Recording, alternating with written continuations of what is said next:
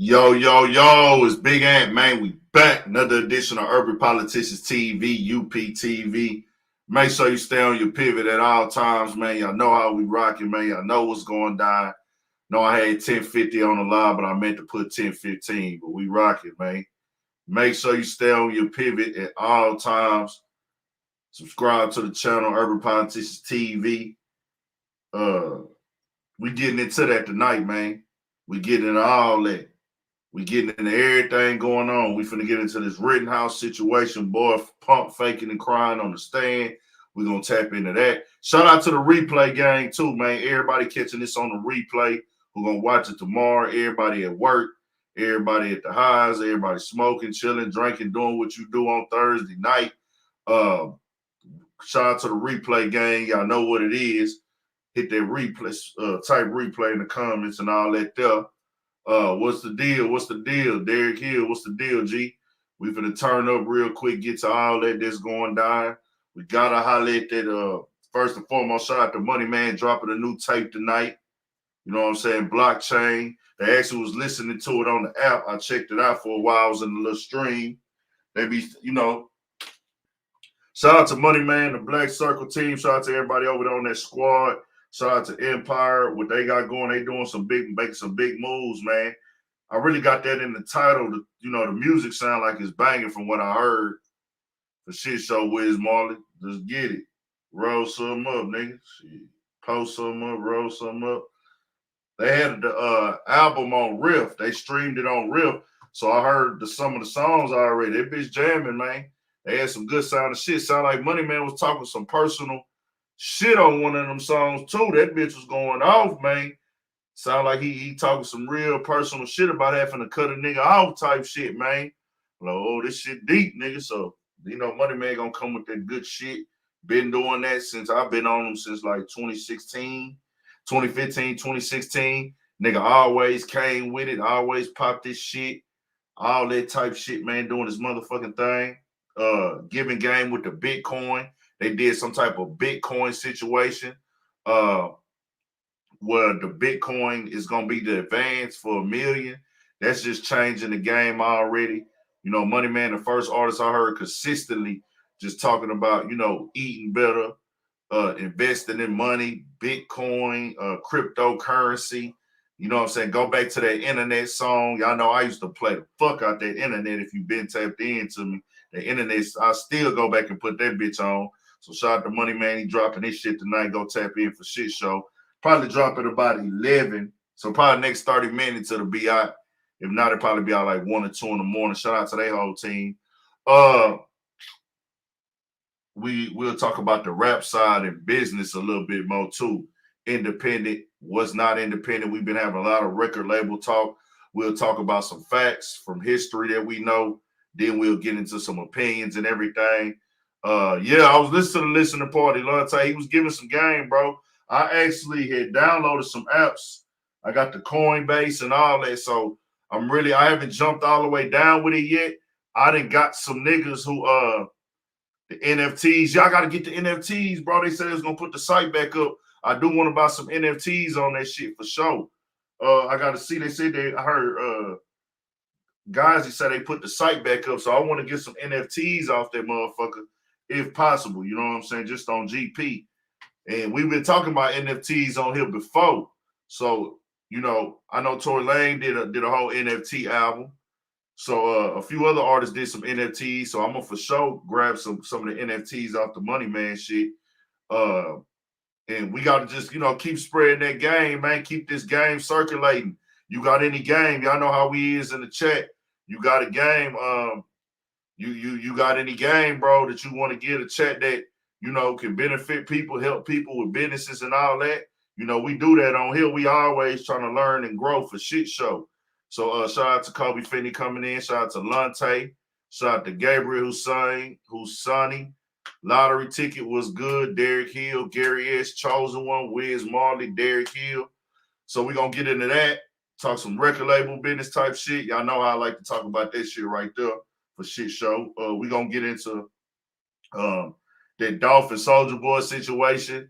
That's kind of going into the record business situation too, because that was brought up. So we'll get into that a little bit.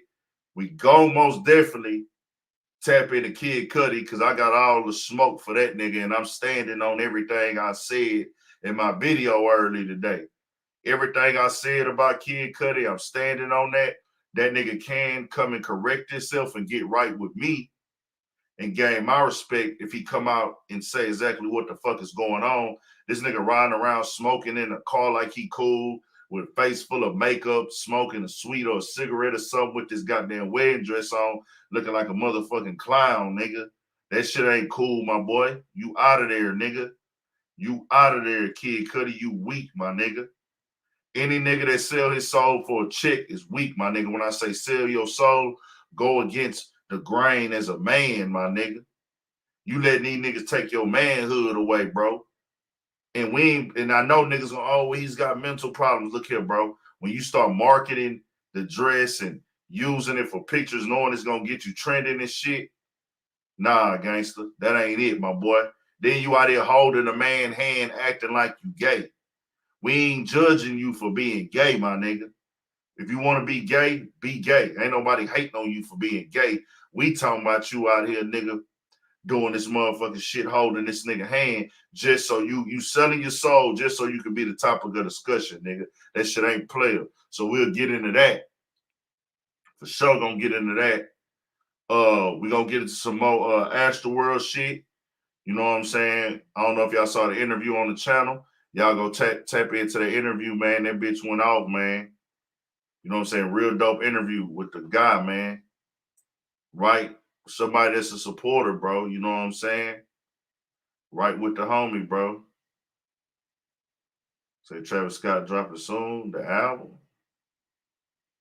Okay. Yeah, man. My boy Womack did his thing, bro. Shout out to my boy Womack, man. Shout out to Temple, Texas, man. Shout out to Womack. Real dope interview, bro. Whether you saw it or not, it's a dope interview on the channel. 2-part interview. I want to try to implement probably one more thing about the clips that Dog has said because that shit was just so fucking funny. When he said about Master P, that shit was funny as fuck. That shit was funny as fuck, bro. Shout out to my nigga Womack, man. Shout out to my boy Womack. Tapped in. October is made, my guy. We rocking, man. Condolences to everybody that lost their life at the show. The girl lost her life today. She passed away from her injuries, man. We'll do a moment of silence before we get into the show. Let me go get all that information. Let me read that off first, man, and then we'll get into the show. We got to talk about Casanova also. Also, rest in peace, Red Rum, man. Banging on wax, man. Red Rum. Condolences. Rest in peace, brother.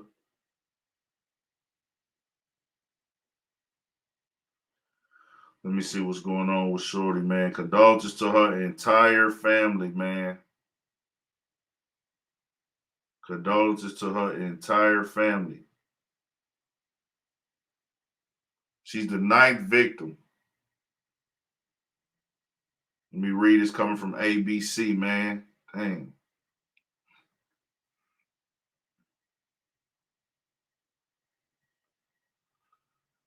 This is from ABC 13. This is actually out of Houston from what it looks like.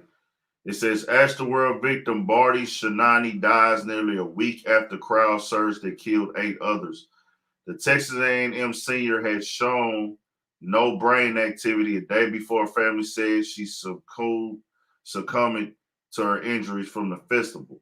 Dang. 22-year-old Texas A&M senior who had been hospitalized after the Astroworld Festival has died, becoming the 9th concert goer to lose his or her life from the Travis Scott show 6 days ago. The attorney of Shani's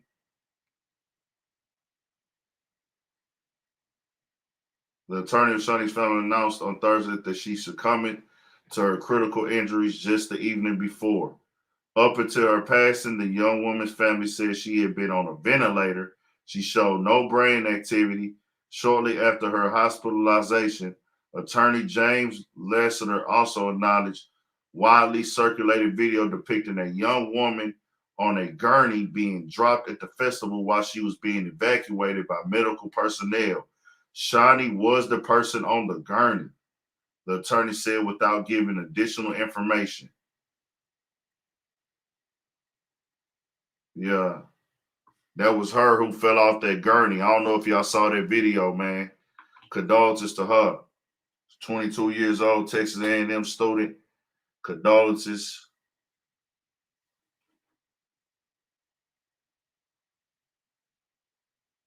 She was the one that fell off the gurney, man. Condolences to the family.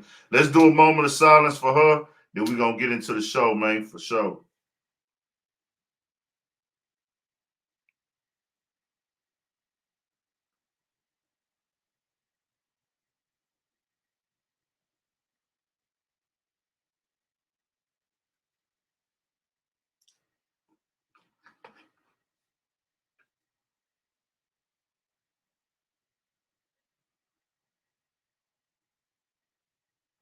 Yeah, man, we here, bro. We rocking Urban Politics TV. Let's turn up one time. Let's get to it. What y'all want to tap into, bro? How y'all feeling? Y'all want to kick this bitch off with some music? Everybody ready? Y'all need to get y'all shit together first or what? Y'all hit that like button, turn us up one time, get us lit, get us popping. Get us popping, get us lit. Let's rock. We finna get started. We on all the bullshit tonight.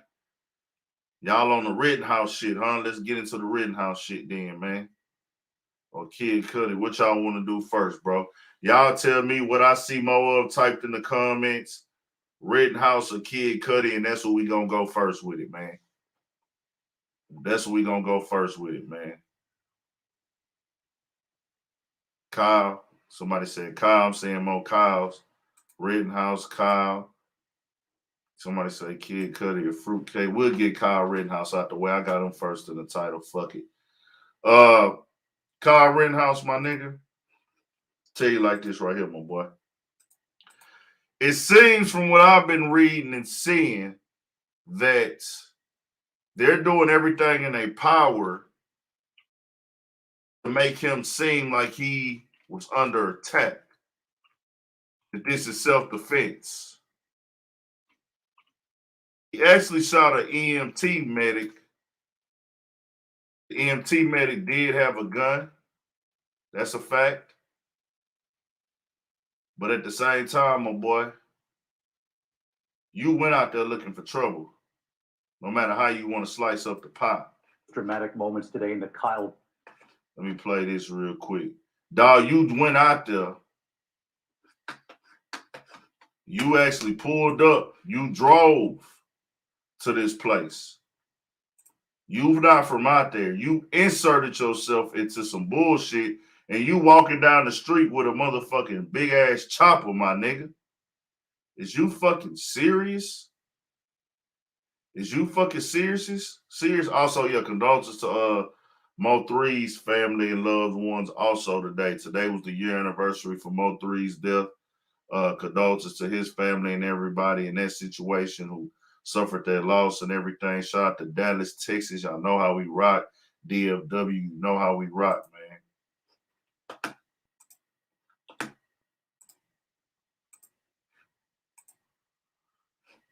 Now, I'm going to play this shit for y'all real quick.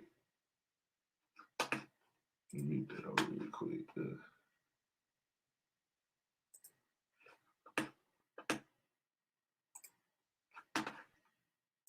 Rittenhouse trial, the defense resting its case late today, just 24 hours after Rittenhouse took the stand in his own defense.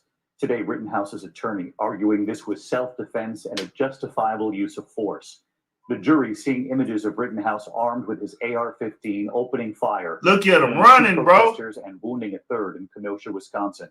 And jurors seeing new video from a defense witness, the moments just before the shootings. And for the first time in court, video showing one of the victims, Joseph Rosenbaum, confronting a group of armed men before being shot by Rittenhouse. Prosecutors grilling a defense witness about his social media posts, pressing him on whether he was pushing his own agenda in this case. And the question tonight, how soon could this now go to the jury? ABC's Alex Perez leading us off from Kenosha. we would rest.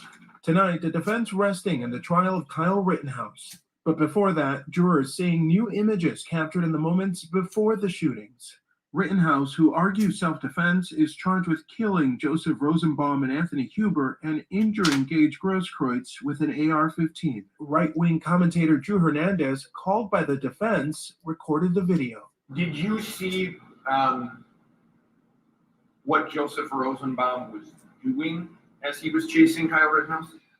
So I was at the corner of the car source, and the first thing I did identify was that Rosenbaum was charging Kyle Rittenhouse from behind. The jury also shown this footage of Rosenbaum before the shooting, appearing confrontational toward a group of armed men. Prosecutors then pressing Hernandez on his social media posts and whether he has an agenda. Have you ever posted anything on social media Yes. in support of Kyle Rittenhouse?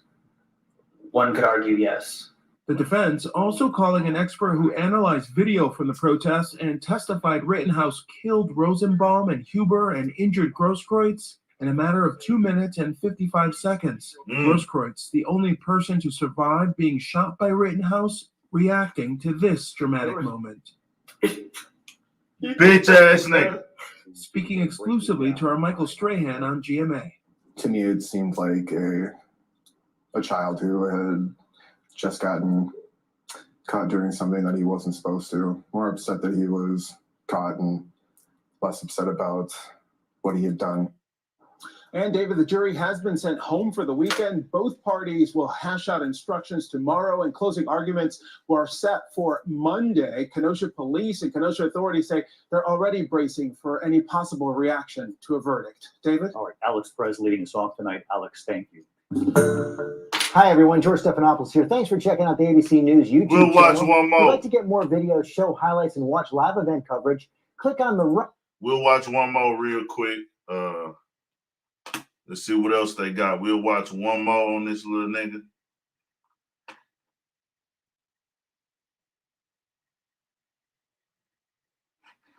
Let me see if they got him crying directly.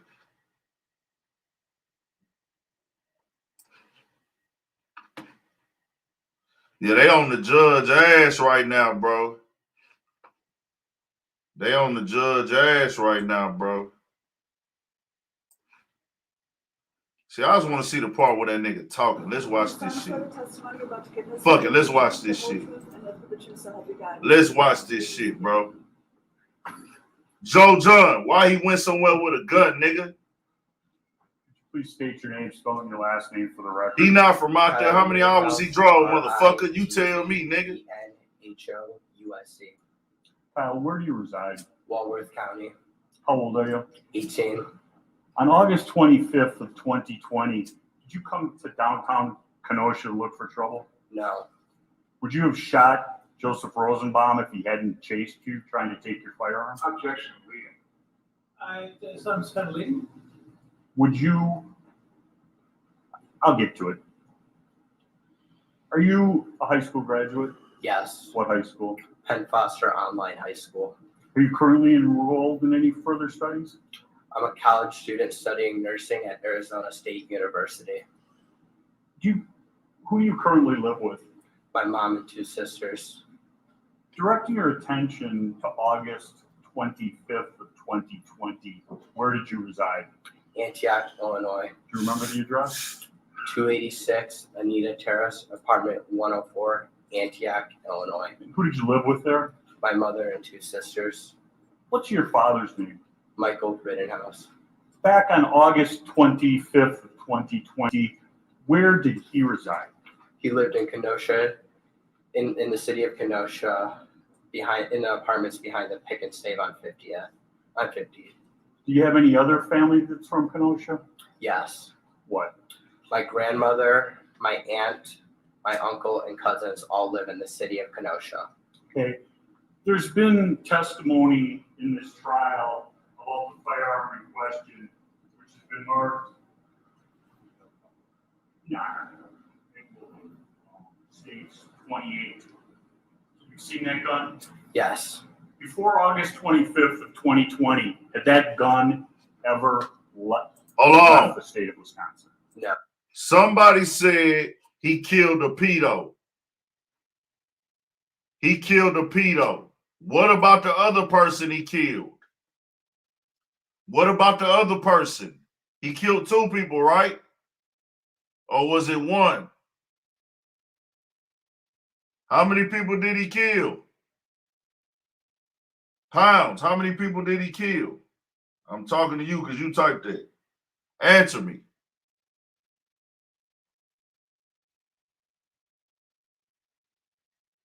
Answer me.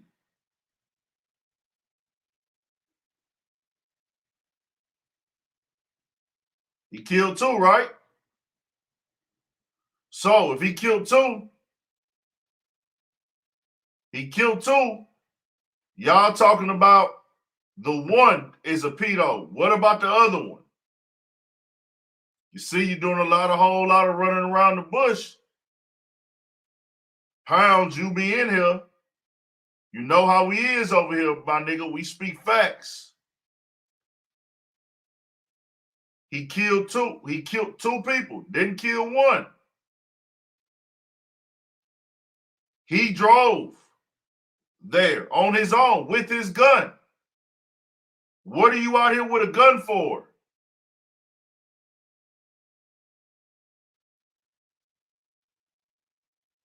So we got to go there. If this man was black, would he be getting a self-defense charge right now? If he was black, would a self-defense situation even be on the menu for a choice? If a black man drove from another state, my nigga, and we ain't even gonna stay here too long, because this is clean cut what's going on.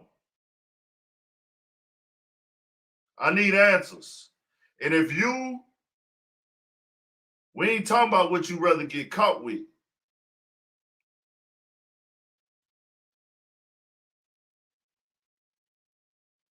Shit.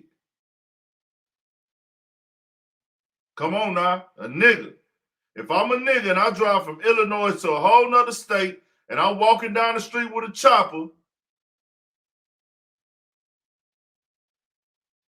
I'm 17 years old with an AR.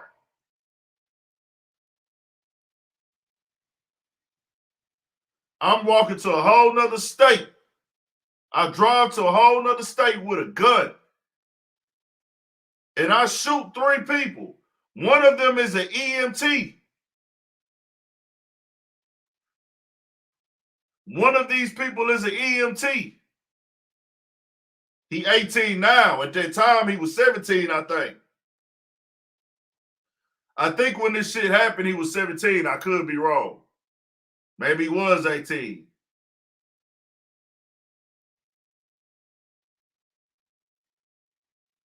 He 18 now. I think when this shit happened, he was 17. I could be wrong, though. It happened last year around August.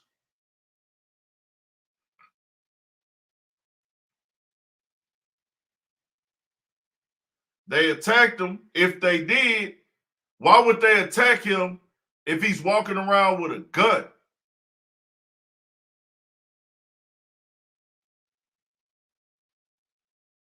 Why is it legal for a 17-year-old to have a gun?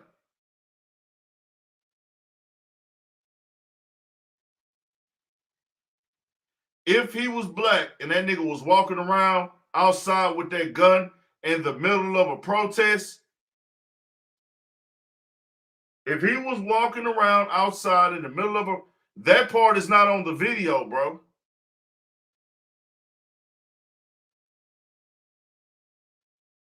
That part is not on the video. Is that part on video? Did y'all see that?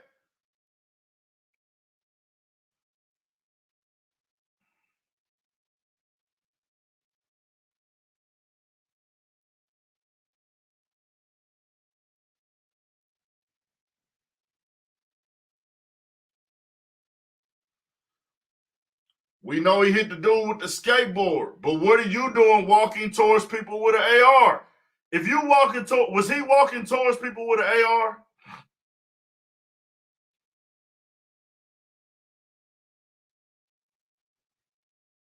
Answer me. You're walking towards a protest with the AR.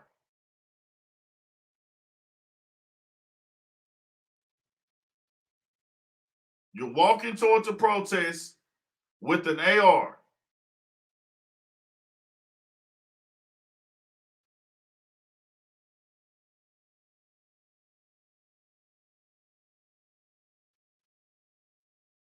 What do you think that people are going to think? That you come in there to do damage? Why are you walking on the streets with an AR? During a protest, you're looking for bullshit. He was going to shoot. Do you get what I'm saying? There's a protest that has nothing to do with you. You go to this area where people are protesting with your AR out. What are people going to think?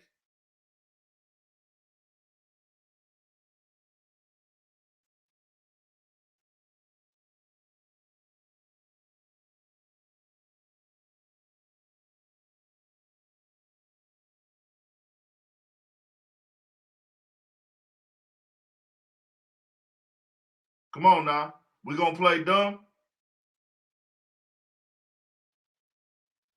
We going to play dumb? We not talking about who's the first shooter. You don't want to come with your AR out. You can't put no AR in your waistband, man. And you keep skipping the fact. You keep skipping the fact that he drove there. This shit ain't had nothing to do with him.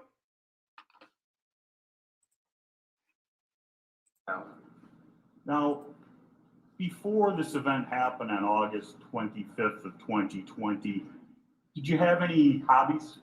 Yes. Tell the jury what you like to do. I was a swimmer. I'm saying he put himself in this bullshit. At first, Nick Smith wanted us to drive him to Chicago by O'Hare Airport. Have a seat. We've heard testimony. Hold on, here we go. Your Honor. What is this?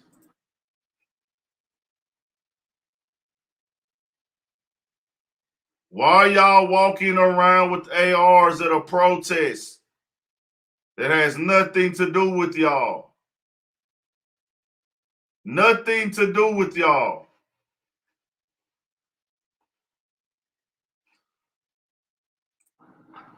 Go up there, please, and point out. Can you point out the people who you knew before that picture was taken and name them? Yeah. This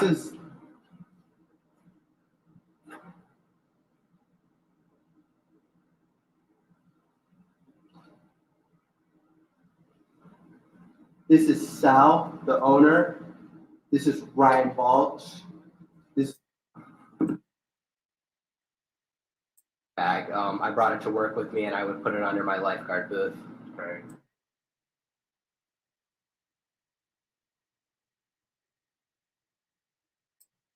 And protesters / rioters? Yeah. No. The only type of stuff that happened was the person that attacked me first threatened to kill me twice. Okay. And the person who threatened to kill you, we now know is Mr. Rosenbaum, correct? Yes. Before August 25th of 2020, had you ever seen him before? I did not. Had you ever done anything that upset him? No. Now, you said he threatened to kill you twice. Yes. Describe the first time. The first time was me and Ryan Balch were a little bit north. Mr. McGinnis? I have not. And you and Mr. McGinnis and Mr. Balch go someplace? Yes. And describe that. I get done with my interview with Mr. McGinnis and I ask him, Mr. McGinnis, no, I don't ask him. I said, if you want to come with us, that's fine, to document and film me and Ryan helping people, and he said, "Yeah, sure," and he followed behind us. And in that tape from the guys, there's talk about you being an EMT, correct? Yes, Are you an EMT? I am not. You have first aid and other training. I do. And you go to south on Sheridan Road. Correct. You cross 60th and Sheridan Road.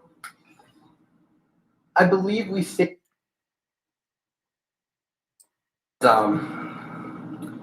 as I'm walking and took off. And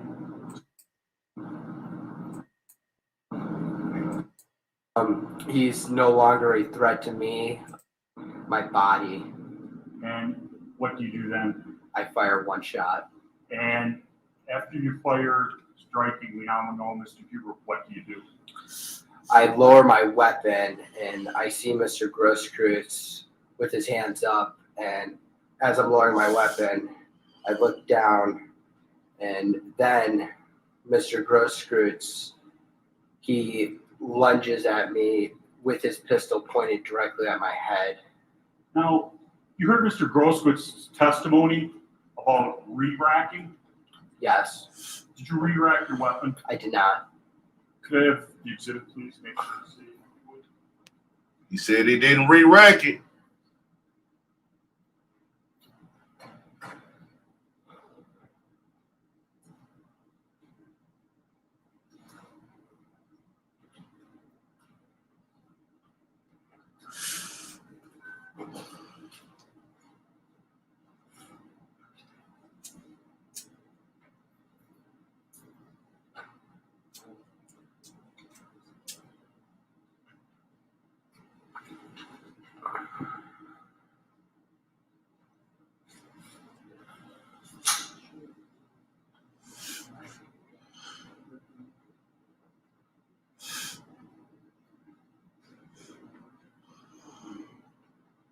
Showing what's been previously marked, Exhibit 28. Do you recognize this? I do. Now, when somebody would, as Mr. Grosskreutz said, re-rack, is that this? Yes. Do you call it re-racking?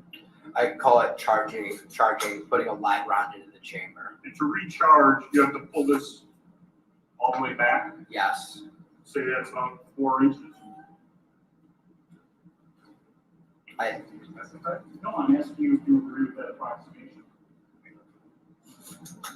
Mr. Rittenhouse, how far do you think that is? 3-4 inches. And if the weapon is loaded and you re-rack, what happens? If there's already a round in the chamber, when you re-rack the rifle, a live round would come out, chambering a new round into the chamber.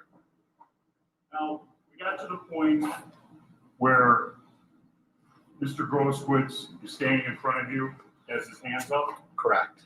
and are you aware that he's armed?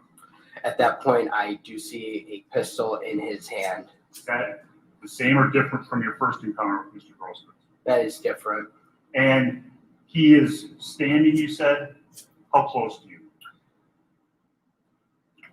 What I remember is our feet were touching, what it seemed like. Okay. And you do what? My rifle is down, his hands are up, his pistol is in his hand, and then Mr. Grosskreutz looks at me, and that's when Mr. Grosskreutz brings his arm down like this, like his arm is like that with me on the ground, and his pistol is pointed at me, and that's when I shoot him. How many times did you shoot him? Once. And after you shoot Mr. Grosskreutz, do you know where you shot him? No.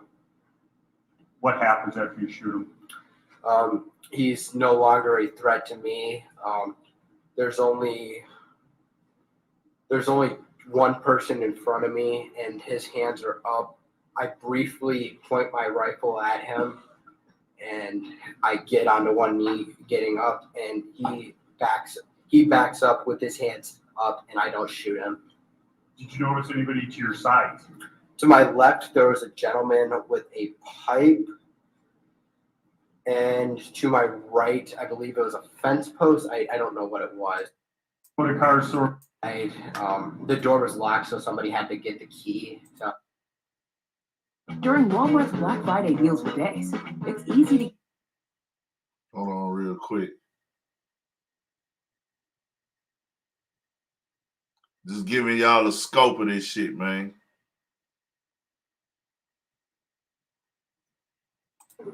This morning, Kyle Rittenhouse's attorneys requesting a mistrial with prejudice in the closely watched case after clashes between the judge and the prosecution. That would mean Rittenhouse could not be tried again. The request came after he first took the witness stand, breaking down as he described the tense moments last summer when he opened fire, shooting and killing 2 men and wounding another. Whatever.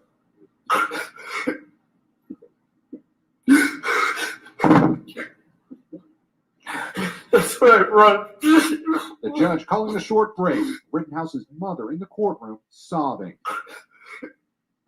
The dramatic day of testimony coming as the now 18-year-old faces 6 charges, including intentional homicide, stemming from last year's protest in Kenosha, Wisconsin, following the police shooting of Jacob Blake. I didn't do anything wrong. I defended myself. Rittenhouse describing how he'd come to Kenosha to provide medical aid and protect property from rioters, telling the court how the first man he shot, Joseph Rosenbaum, had chased him. I didn't notice Mr. Rosenbaum until he came out from behind the car and ambushed me. The prosecution with aggressive cross-examination suggesting that Rittenhouse had no business in Kenosha with a military-style weapon. Everybody that you shot at that night, you intended to kill, correct? I didn't intend to kill them. I intended to stop the people who were attacking me. By killing them. I did what I had to do to stop the person who was attacking me. You should have come. But with the jury out of the room, the judge lashed out at the prosecutor over his line of questioning. I was astonished when you began your examination by commenting on the defendant's post-arrest silence. That's basic law. It's been basic law in this country for 40 years, 50 years. Don't get brazen with me. The judge also accusing him of improperly trying to introduce testimony that he had earlier prohibited. When the judge says, I'm excluding this, you just to take it upon yourself to put it in because you think that you've found a way around it? Come on. The judge has not yet ruled on the defense's motion for a mistrial. Again, more defense testimony expected today, and closing arguments could come early next week. Hoda? All right, Gabe Gutierrez for us. Gabe, thank you. Hey, thanks for watching our YouTube channel. My thing is this, dog, and we can go on to something else. Shop our favorite. This is my thing right here, bro. This is my thing. This is me. I don't know how y'all feel. Dog, young, he is a teenager, facts. But he put himself in that shit, bro. He put himself in that shit. You went there. You drove there. You drove there, bro. You pulled up over there. You say you went over there to protect the store still. Why is a 17-year-old walking around with this type of gun thinking he finna jump into some shit? Is it illegal for him to have this gun at 17?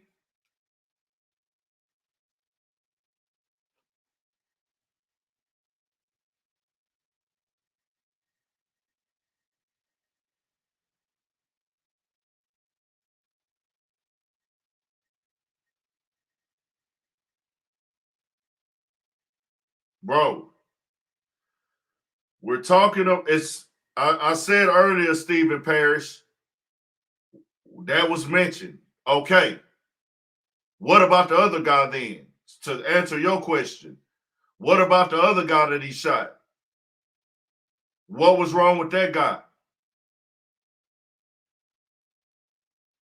Like I said, y'all keep bringing up the other guy's past. Like, okay, oh, well, whatever. That's cool. If y'all feel like that, that's on y'all. What about the other guy? And if they are caught,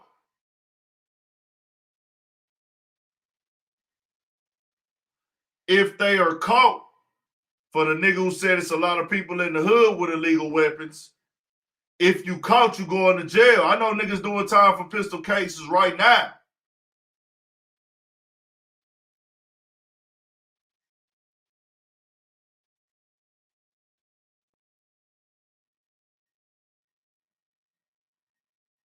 No. Why is a 17-year-old crossing state lines with an AR, period?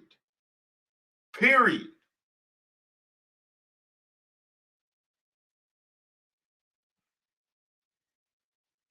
If they go at the guy with the gun, what would be their reason for it?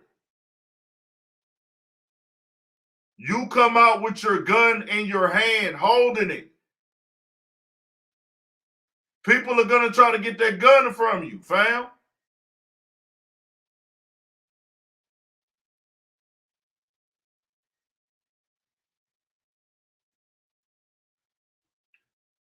We in Kenosha, right?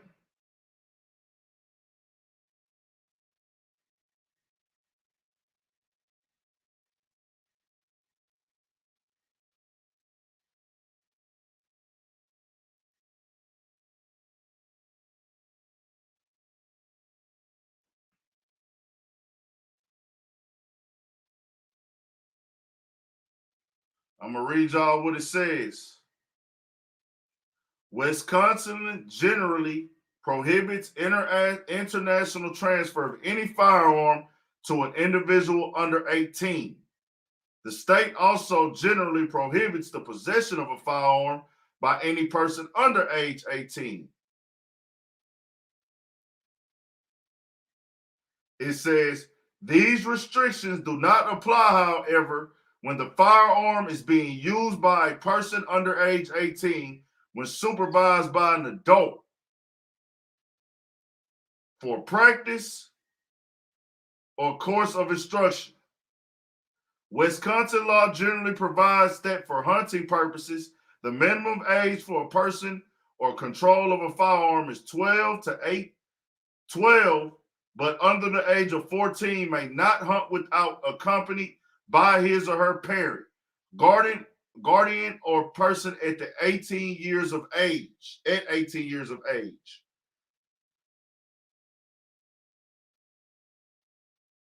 So he should not have a gun.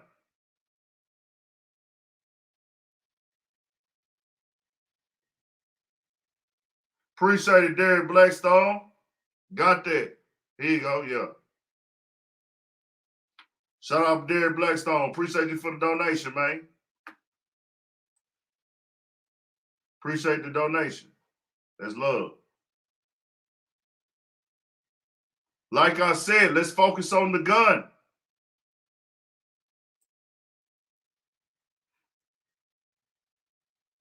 I'm asking a question. Can you have this gun at 18? Walking around in the streets with it. They do allow you to have it at 18. How old was he when this shooting happened?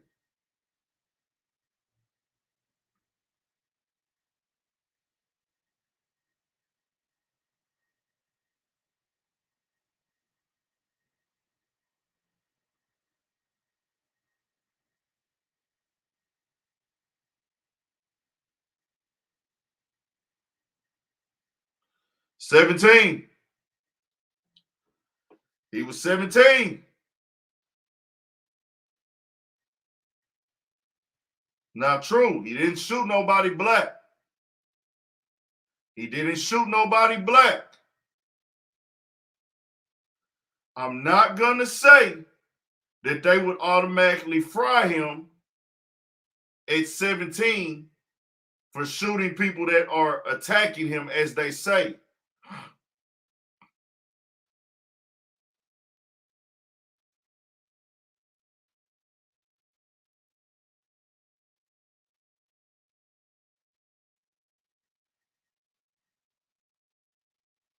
John P. Yeah, Kanye Part 2 out now. We'll tap in. This is the point that I'm making. He had no business there with the gun. They were the only people killed that night, right? I'm going to ask, hey, John P., do you want to join? Are you willing to cut your camera on? John P., are you willing to cut your camera on and join?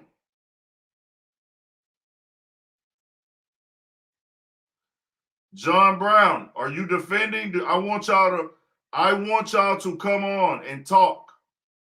I want y'all to cut y'all camera on and talk.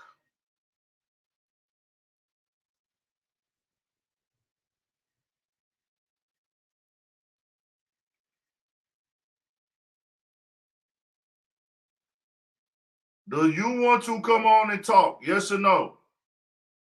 Okay, your internet sucks. Okay, so you don't want to come on.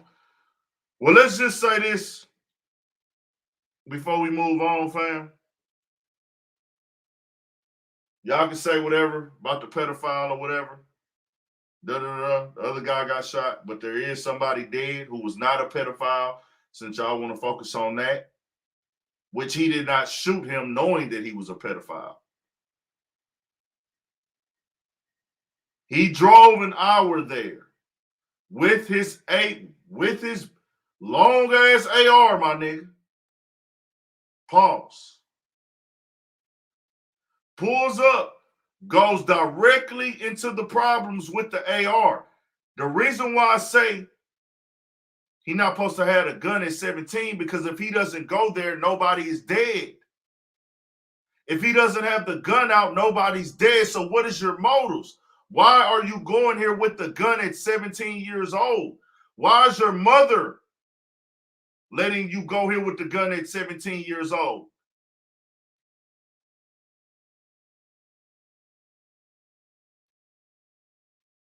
Do you get what I'm saying?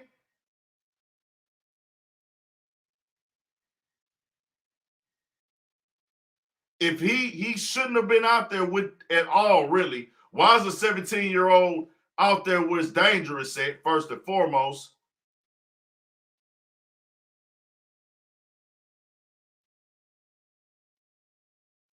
If he wouldn't have went out there with the gun, man, nobody would be dead right now. That's all I'm saying.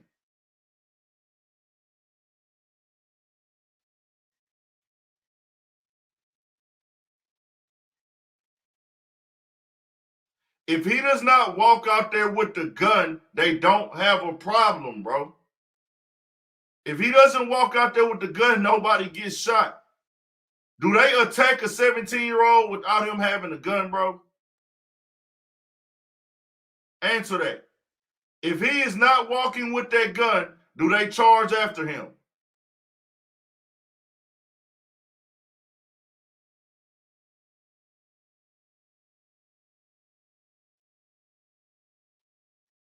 He'll probably walk, though. You got to remember. You want to know why he'll probably walk? They let George Zimmerman walk, and Trayvon Martin didn't have a gun. Since y'all think y'all stay in this good country, what y'all think?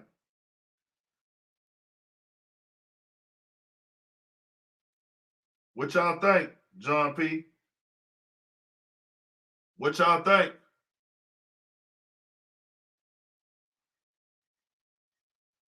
Y'all want to answer that? Y'all got so much faith and belief in this country we live in. Trayvon Martin was attacked at 17 years old without a gun, my nigga. He didn't have a gun. The man approached him.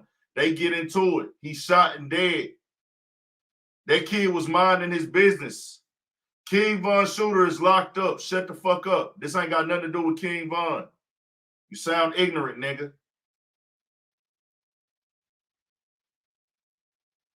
King Von Shooter hasn't even went to court yet for that shooting. On top of, King Von was actually punching on somebody with him. No gun was put out. This wasn't a rally. This wasn't a protest. The whole internet knows these dudes had beef. They knew each other, as from what the internet says. I'm not doing no dry snitching when I say this. Quando Rondo, said in the interview, out his own voice, out his own mouth, that him and King Von were cool. They both acknowledged that they knew each other. Kyle Rittenhouse didn't know these people that he walked on with a gun. Pounds, like I said, when you talk to Big Ant, if you're not on my level with sense, with using common sense, just enjoy the show.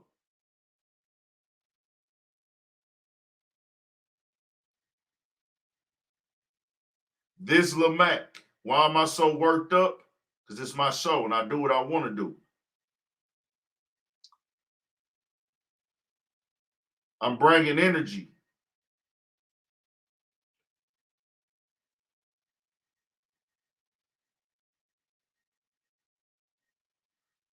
He didn't know any of these people, bro. If somebody's walking by you with an AR out, they probably looking at him like, you're here to agitate us. I wouldn't go after them. I wouldn't go after the nigga. First of all, let's be clear. I wouldn't even be out there. I wouldn't even be out there, nigga. I'm not going outside for no shit like that.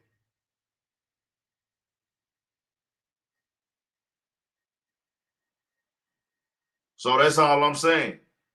I went outside for the George Floyd march, but I'm not going out there with no protest type shit. We went to go show love, man.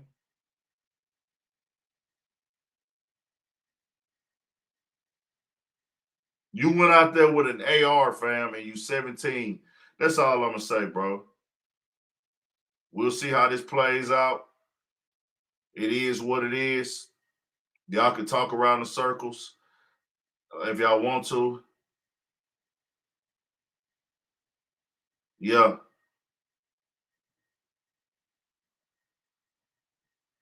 Niggas come to the studio. That's what niggas do. You are correct.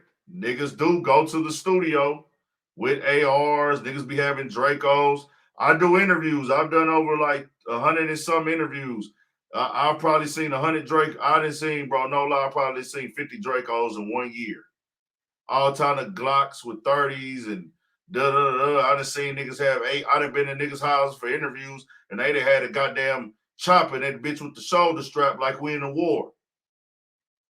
Nigga got this nigga in the corner with the shoulder strap on the fucking gun. Like they in the middle of a fucking war.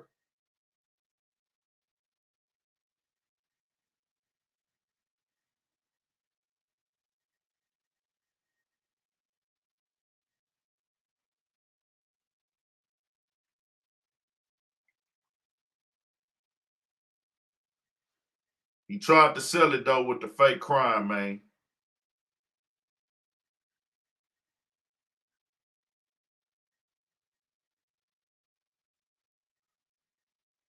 Yep.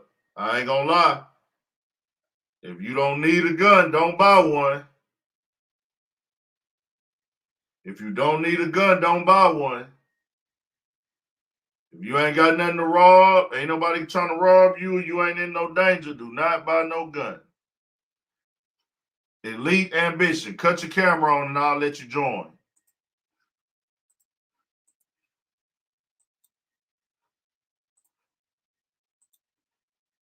Cut your camera on and I'll let you join.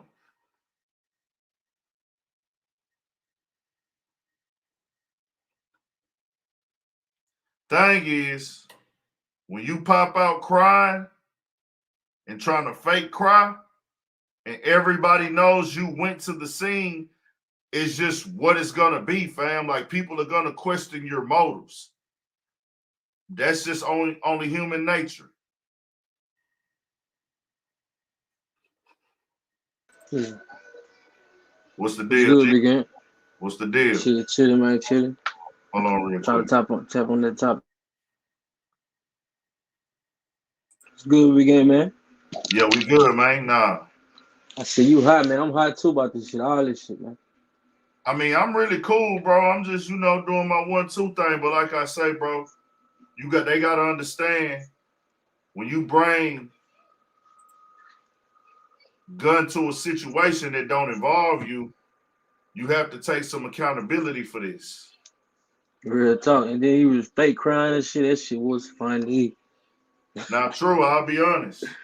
Woo. There isn't a race situation here. There isn't. Not at all. Because it was white. He killed he killed two white guys. I'm just saying, if this was a black 17-year-old kid and he decided to go, a black 17-year-old kid decided to go jump into this situation that don't got nothing to do with him, with an AR, and two people end up dead in one shot, it's not going to end well for him. You know what I'm saying? Right there, when they get there. Did the other guns get fired? They didn't have a gun, I heard. They just doing protests. So they didn't have guns. John P. That shit, they're crazy, man. John P. Does he have gun? Did those other kids have gun? Did those one of them, the EMT, had a gun? Man, that kid is delusional, man. He didn't know what the hell was going on. The other guy was an EMT medic and all that. He was happy the judge talking about him breaking the shit. Talking about the health. He think they do got PTSD. From what? Couldn't have been in no force. He was 17. That guy was a medic. He was a EMT, man. He works in the fucking hospital field, in the medical field, fam. That man worked in the medical field, bro. The one that he shot. So scratch was doing his job. I'm talking about the other two guys. This is wild. What he shoot for though? Like, why he kill him? They was, from what he said, they was going after him. Probably started some shit, being honest. But they don't give you proper cause. Bro, you start shit when you pull up on the scene with an AR. For sure, like you said, agitate, man, nigga. What you up here with that shit for, nigga? Yeah, walking we around. We already think you something with the skin you got. Then you playing around with guns, man. Come on, man. You got niggas hyped up and shit. Don't even gotta be. And it wasn't even niggas. You know what I'm saying? Yeah. It's crazy. Yeah, jump. I'm gonna go. I gotta run through the rest of these topics, but you can jump on real quick. Real talk. I was just going to tap in on that, bro. You know what I'm saying? Appreciate it for letting me on this, man. For sure. All right, big homie. All right.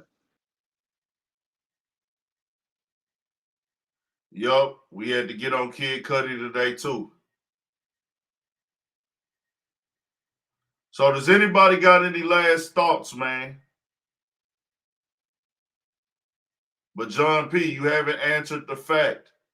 Why is he walking to a scene with a AR, bro? John P., once you answer me that, we can move on. Bro, John P. got me fucked up, bro. I don't think there's no way that this shit cool. I don't think there's no way this shit right. Like, all this shit look like phony as fuck in the courthouse. The way the judge is letting the niggas just do whatever they want, not letting the other nigga ask no questions. All this shit phony, bro. But we not gonna sit here and tell me that this 17-year-old little boy who went out there with body armor and an AR talking about I went to be a medic and he not licensed as a medic or nothing. You don't need that to be a medic. So you already lying. You drove 100 miles to go be there. Like, we don't need to act like any of this shit make any of this right. He killed 3 people, 2 people. He wrong. Send him to jail. If you don't do it, you wrong. Anybody defending him is wrong. And should shut the fuck up. And that's it. I'm out because that's all I needed to say, bro. You continue to do your great shit, and these niggas is weirdos. But continue, bro. So.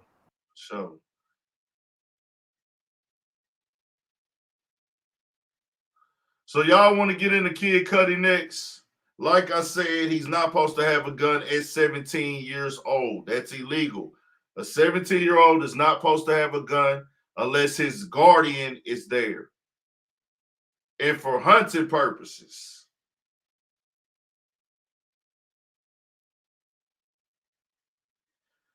Whether they find him guilty or not, he put himself in that situation. It wasn't a life or death situation for him to be walking around with the AR in his hands. Appreciate I remain unimpressed for tapping in. My boy say that money man riding. I'm finna get on it.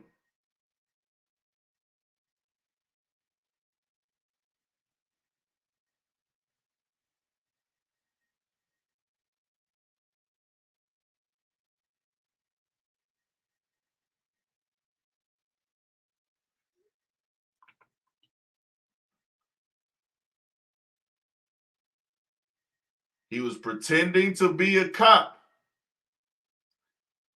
You seen what BP said, right?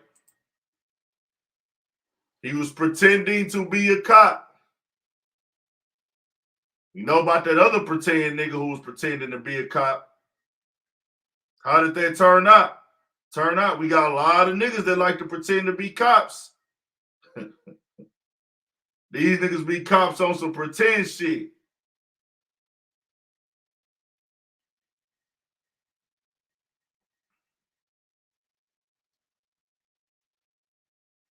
My nigga, what was he there walking around the motherfucking gun for, with the gun for?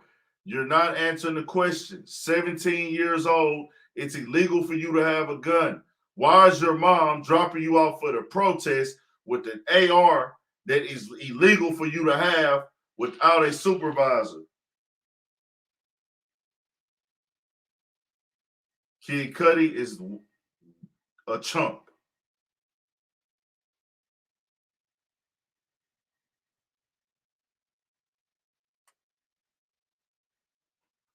What's up? What's up, everybody? Tap it in, man. Y'all hit the like button, all that good shit. Appreciate everybody tapping into this motherfucker. If you ain't subscribed, subscribe. We talking that shit. But we can move on because we'll see what happens Monday and we'll get back on this shit.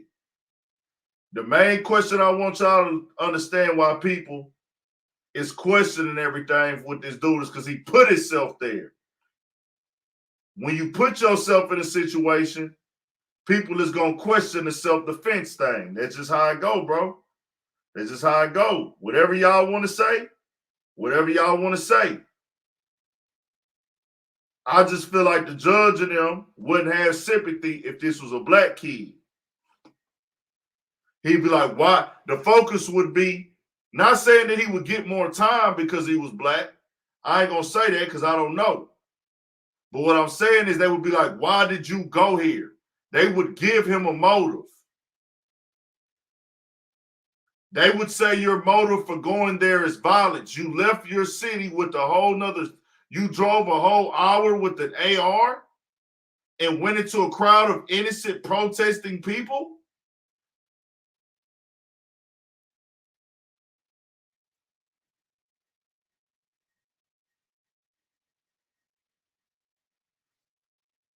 Protecting a business.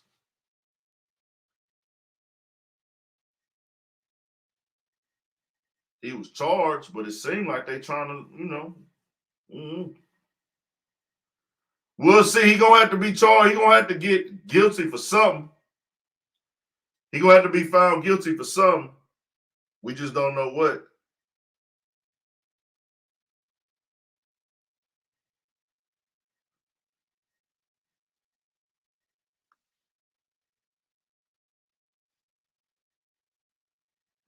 All right.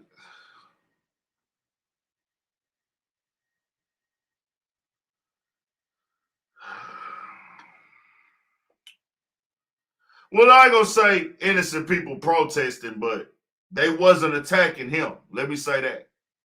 Let me correct that. Were they attacking him until he pulled out with the gun? He was. It looked like he was faking those tears.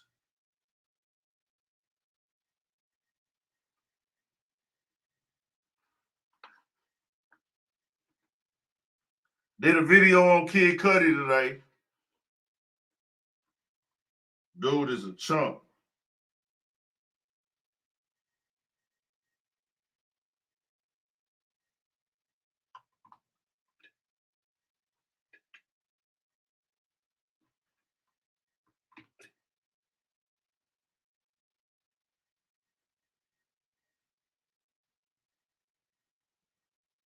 Kid Cudi is a chump.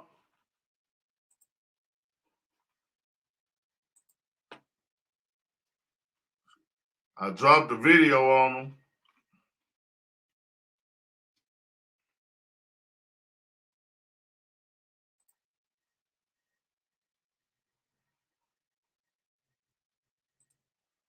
Yo's, Big Ant, man, back. Another. So, when I look at this Kid Cudi situation, bro, hold on. My bad, I got to share. My bad. This is what I was talking about when I dropped that video a few months back, because I knew it was going to come to this. That's why I went off on him the way I did.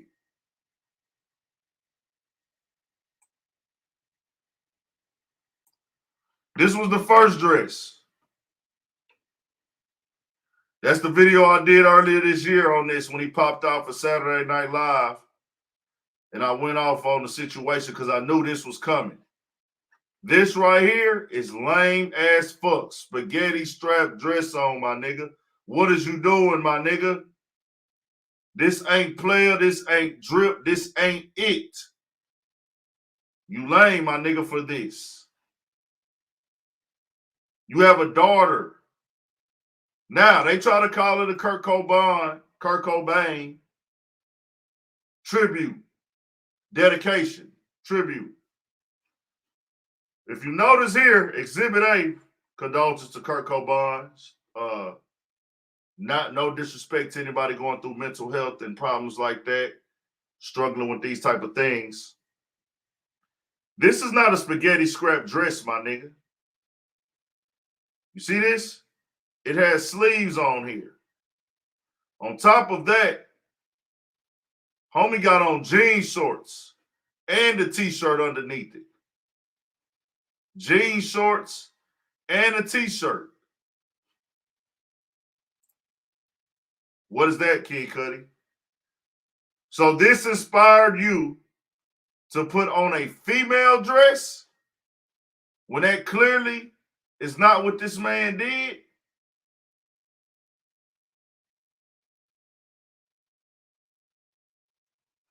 Jean shorts, regular fitting t-shirt coming out of the dress, letting you know this is some type of troll situation, conversation situation. I'm on some rock star funny shit, but I'm not going overboard. What is this, my nigga? What is this? It says off-white. This is a complete female situation on a nigga body. My nigga, you got wide shoulders, boy. You got chest on your hair, my nigga. This is cross-dressing.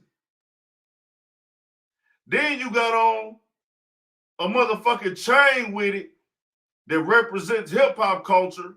So you mixing this shit with hip-hop. Off-white dress. This is a marketing strategy, my nigga. This dress went on sale after that. Come on now. Once you start tying money into it like this, take the tribute out. Take the tribute out. That's all I'm saying.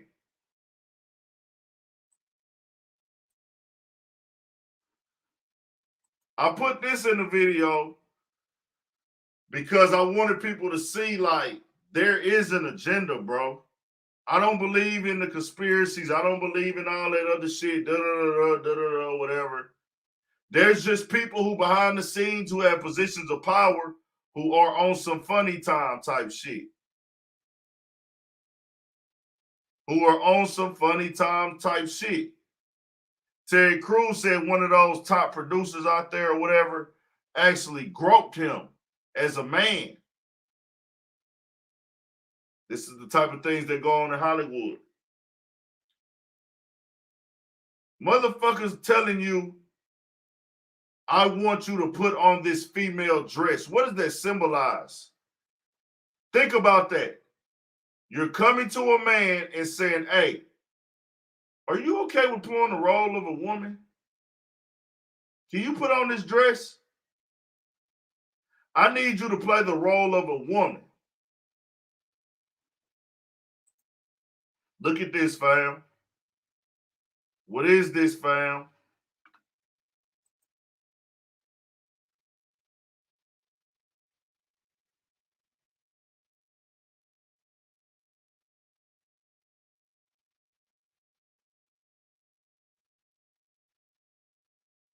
Come on now. What we on? Right after he pulled out the dress, Kid Cudi receives a grill. Right after the off-white dress, new grill. Then he pulls up to the New York Fashion Week with this shit on. What is this, fam? What it? Fingernails painted. Come on now. Goes to Met Gala, has a skirt on. I don't know what the fuck this is, but he gets a new chain. This ain't what's up, fam. This is lame. Let's go to what he did today. Self. And I'm not here to shame you or make you feel bad because of your confidence, because you could have mental health. But when you try to market it and play off of it, I got a problem with that. That's just me, bro. And that's just what it is. Did that weirdo shit, then popped out with this shit here. CDFA, whatever the fuck the award show is. Now you're wearing a wedding dress, my nigga. Is that what's cool? Is that what's seen? Is that what the style is? You out here holding hands with a dude. Bro, you got a son, my nigga. He actually has What's a your daughter. son supposed to think?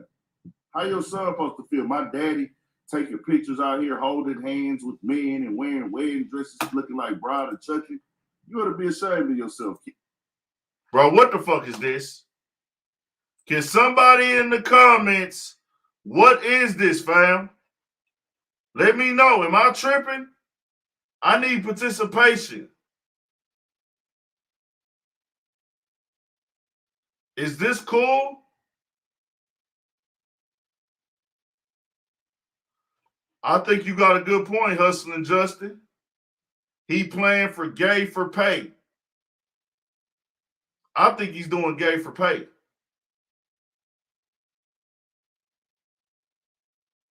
This boy got on the whole wedding dress, man.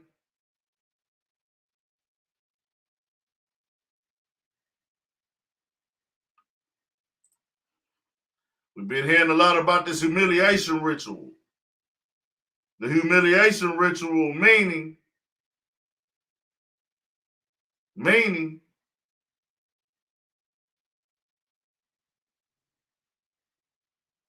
make the black man look bad.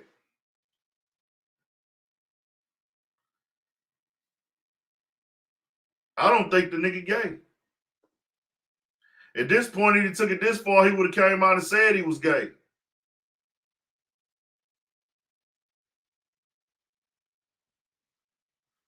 Rick Rules say that's the new bag. These niggas is here, they jumping into that gay bag. And we gotta always come back and say, I don't have a problem with nobody being gay.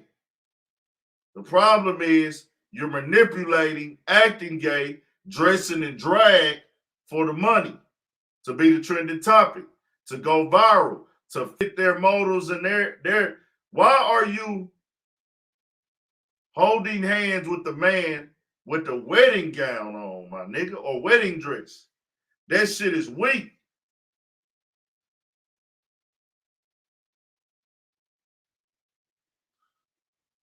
That shit is weak as a motherfucker, bro. That shit is weak. You got a daughter, my nigga. I want to say something, but I don't want to go too far, fam. But it's some real shit that I could say.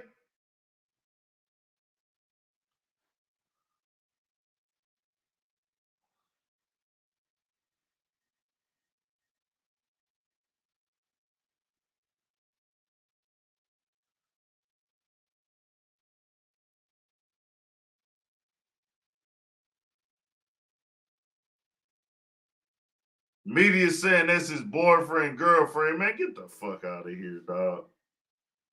That's a nigga. That nigga got on the suit, bro.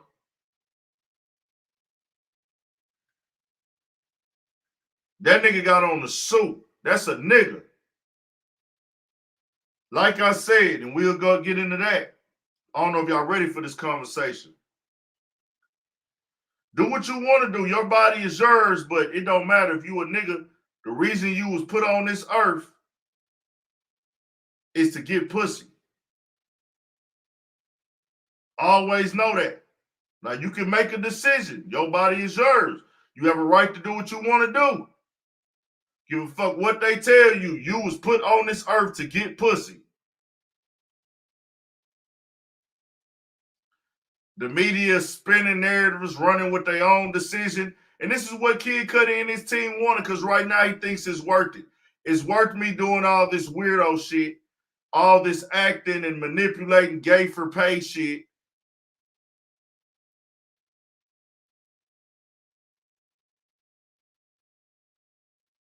This nigga looking like the bride of Chucky, my nigga.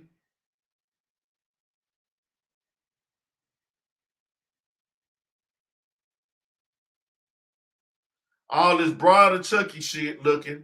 You do this. Doesn't matter at the end of the day.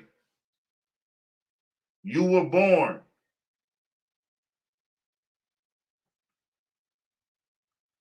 to get pussy, my nigga.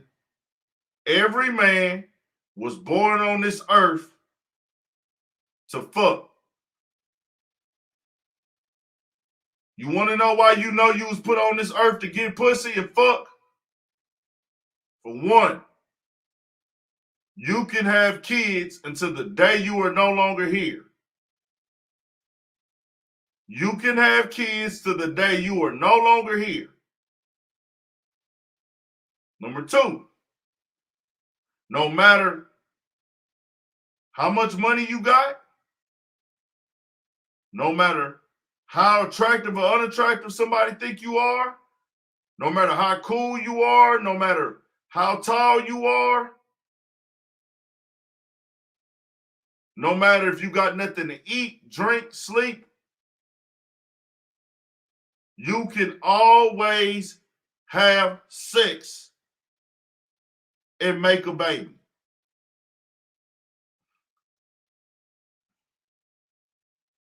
Oh no, he's most definitely doing some gay stuff. I'm just saying, is he really gay?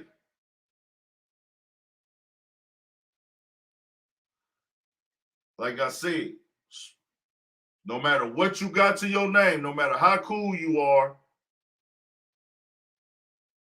still able to make a baby for your rest of your life. You was born on this earth to get pussy, my nigga.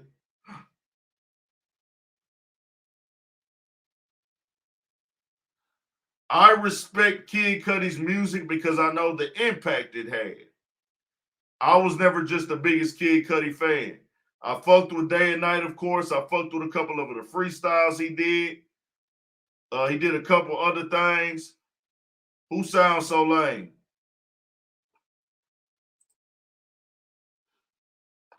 Have you been on here before, Janet? Janet, who sounds lame?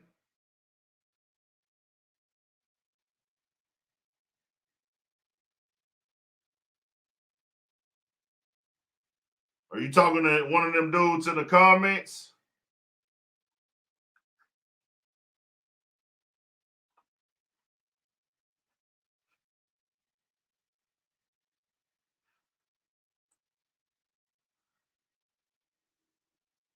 I guess he's seen how quick Lil Nas X blew up with the trolling and decided to jump in it.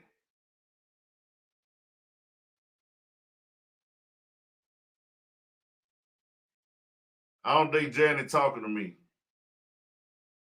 I don't think she calling me lame. Because Janet, if you feel that way, you can for sure have an invite on, but I don't think she talking to Ant. I'm speaking facts. Any nigga on this chat I don't give a damn what you're going through in life or how you feel or what your preference is. You was born on this earth to get pussy, my nigga.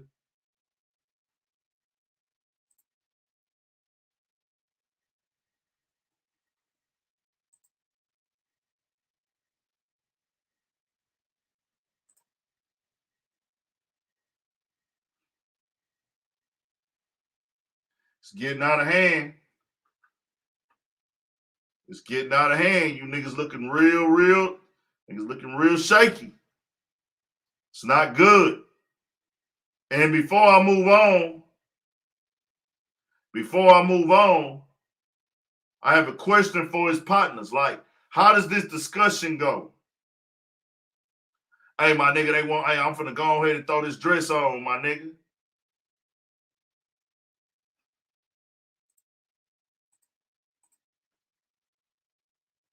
I'm finna go and throw this dress on before I go outside.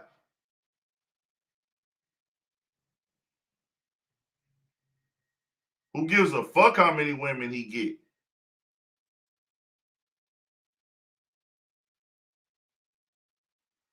I'm saying that about his partners because there's no way I would ever tell my nigga that's something cool to do, bro. Like, you know how a nigga throw, I don't know if niggas still do this, fam.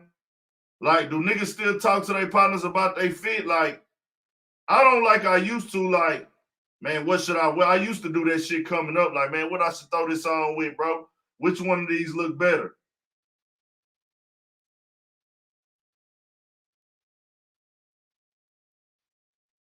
Matter of fact, I seen a rapper I know do that recently. A rapper I know recently asked somebody did a unit play good together. He like showed like, man, this shit play. So niggas still on that. The Kid Cudi asked his niggas like, boy, how I look in this dress? With the spaghetti straps. Now, some niggas do that though. Some niggas ask, I don't like I used to. Not like on the phone, but like if you and your niggas in the same spot, you at your partner crib, he getting dressed. Hey man, you think these hoes cool with this? Like, you know what I'm saying?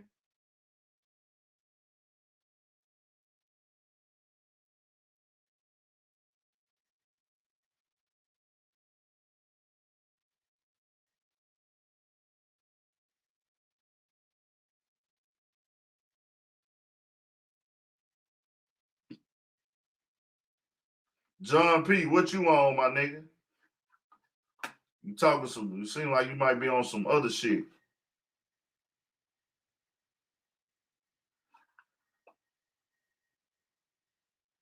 The thing is, Clarissa Turcos, niggas don't get dressed in front of their partners, my nigga. Y'all motherfuckers so like weird. Y'all looking to find some shit over here, my nigga. Real niggas know you coming up, you will ask your partner, hey boy, nigga, he might be at your crib before y'all pop out somewhere. Nigga be like, hey nigga, what's up, bro? Should I throw these on? This is your bro. This is your nigga. If a nigga say he ain't never did that, you not from the culture. Or you just not a fly nigga.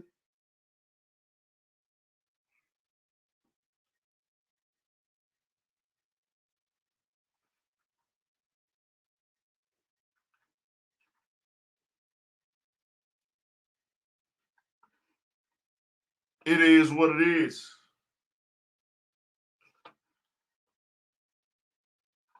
We'll see how this turns out, but it does not look good. Go check this video out. It's on the channel. I think it's a dope video. And I want to be clear with y'all. This is not an attack on the gay community, bisexual community, or the LGBT. He's not gay. If you was gay, go ahead and come out the closet. Come on, bro. What is this? Gay. And then guess what, bro? Now we'll say, okay, that's that. But you just want to play with the lines, sell your soul so you can be a part of the discussion, which is very lame and weak as fuck and weird as fuck. And it's so crazy because you already up in the game and lit. Nigga, you was on Kanye and Drake album recently. You work with all the top rappers in the game. Niggas fuck with you, respect you, but you still go out here and put on dresses. Boy, you know you ought to be ashamed of yourself, Kid Cudi. Get some help, my nigga. And I ain't talking about no mental health. I'm not downplaying nobody's mental health. Get some confidence about yourself, nigga. You like damn near falling. That's all I got to say, man. Subscribe to the channel. Stay on your pivot. You're looking weak as fuck. I got more shit coming. Tell me what y'all think about this shit in the comment section. 1,000. Stay on your pivot for shit. That video is out now on the channel. Hey y'all, we just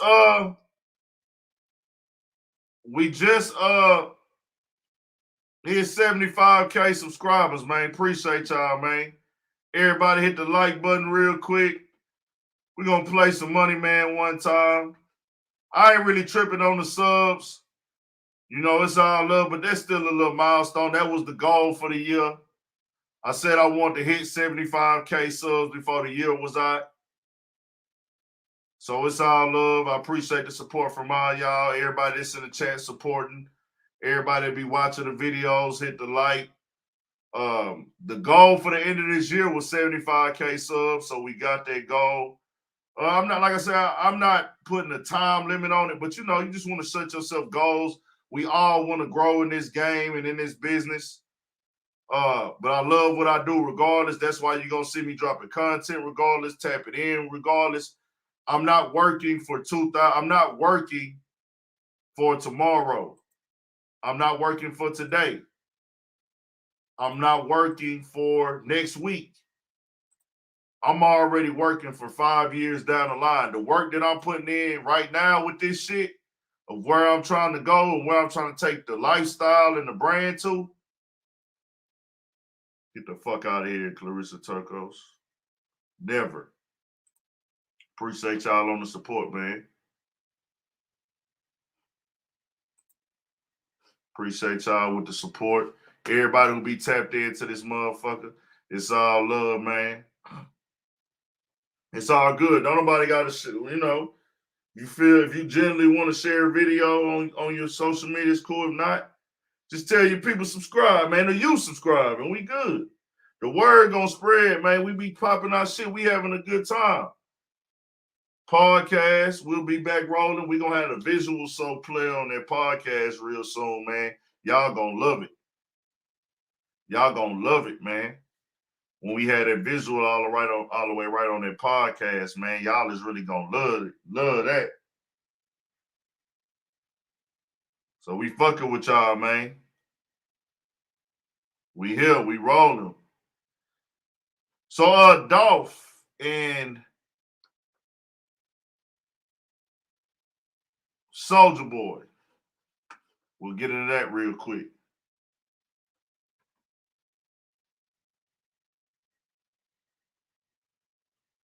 Let me type this in real quick.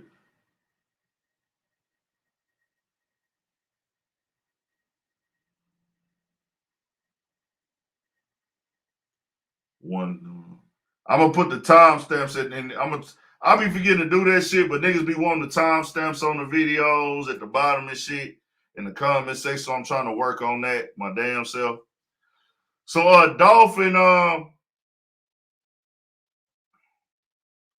Clarissa Turkios, are you willing to bring your face on here?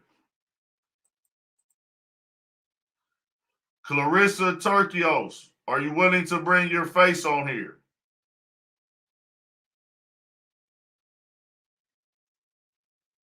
Answer that. I'm just wondering. Yes or no? Clarissa Turkios, are you willing to bring your face on here and come say that on the video? You've been trolling, talking shit. Are you willing to come on the video and say that? I didn't ask if you was a comedian. Are you willing to come on the video? I'm giving you an opportunity. Clarissa Turkios, are you a comedian?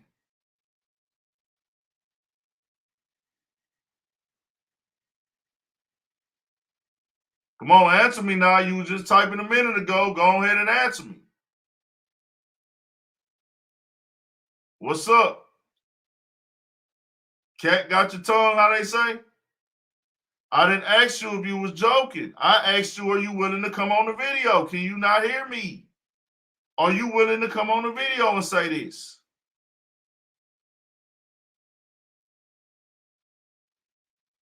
Are you willing to come on the video?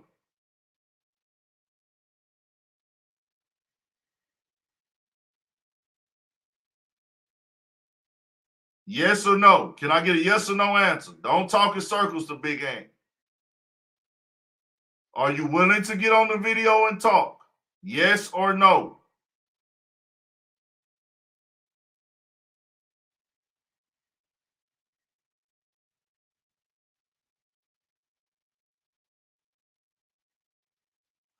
Okay, Clarissa Turkios, you a weak ass bitch. Shut your motherfucking ass up. You been on that talking about a nigga gay shit because I asked my pot. I said niggas ask their partners, this shit look cool. I'm straight. Da da da da. You rolled that a little bit too long, and you weak as fuck. I bet you ain't got no motherfucking hair. I bet no niggas try to shoot at you. I bet your bitch ass, hey, you probably one of the motherfuckers that sit at home all day and just watch everybody business. You know who you is? You that bitch. You know what bitch you is? You that bitch that had that yellow dress on talking about Kelly Rowland. So then Kelly Rowland wouldn't put the same dress on. You one of them bitches. You got something to say about what everybody else got going on. You got a lot of shit to say, but you can't stand on that shit. But I appreciate your support, comedian. She cool, leave her in here. Don't block her, don't block her. No mods, no blocking. But when you play with Ant and you don't put your face on it, I'm coming for the gusto on you every time.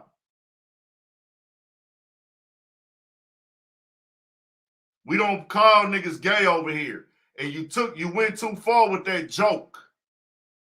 I don't play like that. You was trying to insinuate that a nigga really on some funny shit. I don't play like that. That's why I was gonna tell you, and I was gonna give you respect if you would have came on here and put your face on this motherfucker.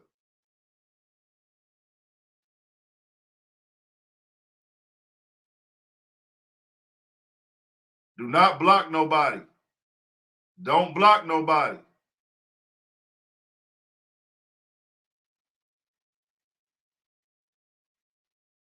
Ain't no such thing as joking and calling me gay for a period of time. That's not a joke. Well, I'm telling you, that's not a joke. You carried that too long, like you wanted to make that the highlight of my comment section. You trying to make that the highlight of my comment section because we been got off that topic about a nigga asking a nigga about some motherfucking clothes. So that's stuck in your head. I want to continue to bring up the fact that nigga said, do niggas ask their partners how their outfit looks still? You jumped into, y'all niggas get dressed with each other naked and shit?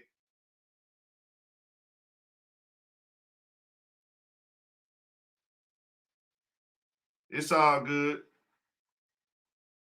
I'm not mad. I'm going to just check the bullshit. I do this every day. My boy say that's the nigga on there with the tuxedo. For real, though.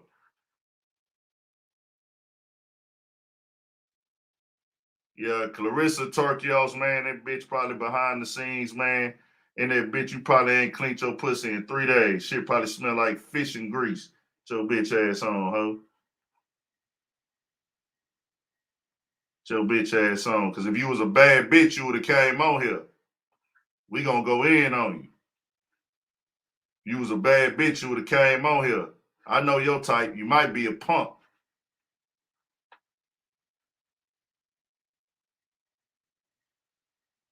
I'll let you tap in. I'm going to let everybody tap in a second. Probably might be a dude, too. It's not a lazy insult. I'm not trying to be a comedian, nigga. Look, this motherfucker come with the mama jokes. You come with the mama jokes. You ain't even got enough confidence in yourself to put your face on the screen, ho, or nigga, whatever you is. We moving on from your chump ass. We moving on for your chump ass whore. You whore ass bitch. You a whore bitch. Get your whore ass on, bitch. You got a fake account. There's real player shit going on over here. Like I said, don't ever try to throw no gay jacket on me. I don't play those games, nigga. The fuck on. Get the fuck on.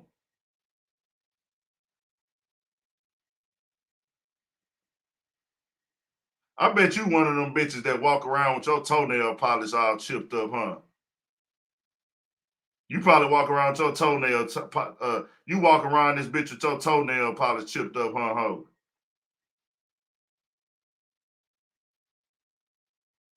You might be on that blade on Bissonnette.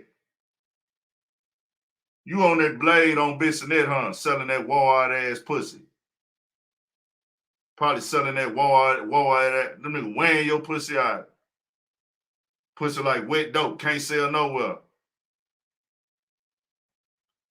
Pussy like wet dope. Can't sell nowhere. I'm going to drop the link in a second. Hold on.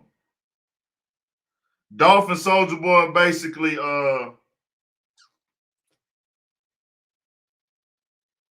my mama's straight. My mama's still a little young for her age. My mama's straight. She's a blessing.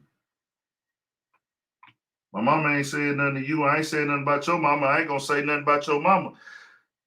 Your mama ain't disrespected a nigga.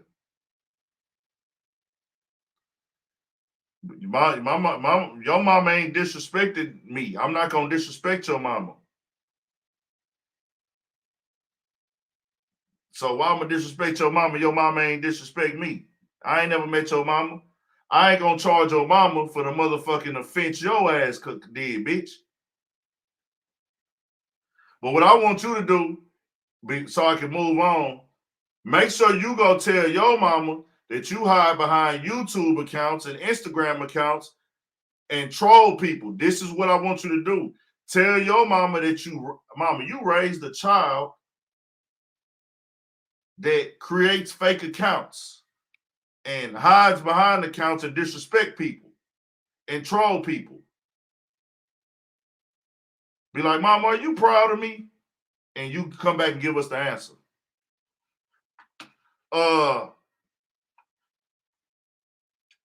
Dolph and Soulja Boy, man, look like Dolph just trolling. But the thing with Dolph, not Dolph, Soulja Boy. The thing with Soulja Boy and his trolling, bro, I think Soulja Boy, like, sometimes it's entertaining, but he's starting to cross the line with that shit. Like talking about Dolph getting shot. Dolph never responded to him. Probably said, fuck it. I'm not even going to get this nigga no attention. It ain't worth it. You know what I'm saying? Why give this nigga attention? So it's one of them things, bro. I don't really know, dog. Like, it started with Key Glock. Key Glock was kind of trolling with Soulja Boy about the first rapper to do the 3D billboard, first rapper, whatever. So they were talking about the yellow cars with Key Glock. Then they went into that, they got into the subject, but it's like, bro, I don't even know why Soulja Boy be trying to take it that far. I think Soulja Boy be trying to go viral. I would have did a video on it, but ain't really nothing to talk about like that. And then it was like Dolph didn't respond, so it really wasn't shit really going on with it. It ain't no point in trolling and going that far with it. But it's kind of like at the same time, you know, Soulja Boy that came in the game, turned up, made money, young millionaire, started a lot of shit, created trends. But it's kind of like he be desperate for attention at times, bro. Like, don't start speaking on no street shit like that when you know it ain't no real street shit between y'all two. They street business, they street problems. That's they street business, they street problems. You know what I'm saying? So I just think you got to know, like, okay, bro, you know, don't even put that type of energy out there, even if you just playing. you got to know when to turn the bullshit off. Because it's like you got no reason to go that far with that shit with them niggas. If you felt disrespected, Nick can't tell you how to respond, but that's just what it is, bro. We hear it all, we rocking. That's the Dolph paper route situation with Soulja Boy. Dolph never responded. Yeah, he probably called the niggas behind the scenes, but bro, nigga gotta know, bro. Don't jump into that street shit. He might have called them. Cause I feel like whenever I see Soulja Boy talking that type of shit, it's never serious. You know what I'm saying? It's never serious. I never take it serious.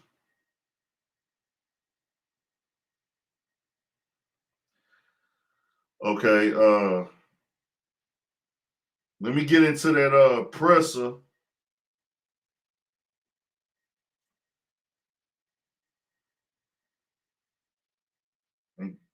Y'all know who Presser is?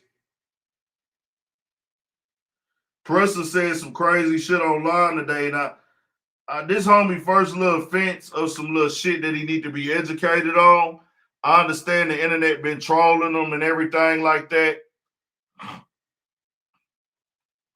Let me bring Presser up. Presser's the guy from Canada who's dating Coi Leray.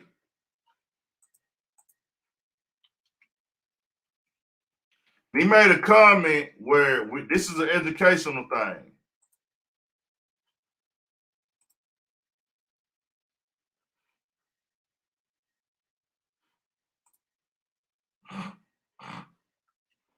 This is Presser.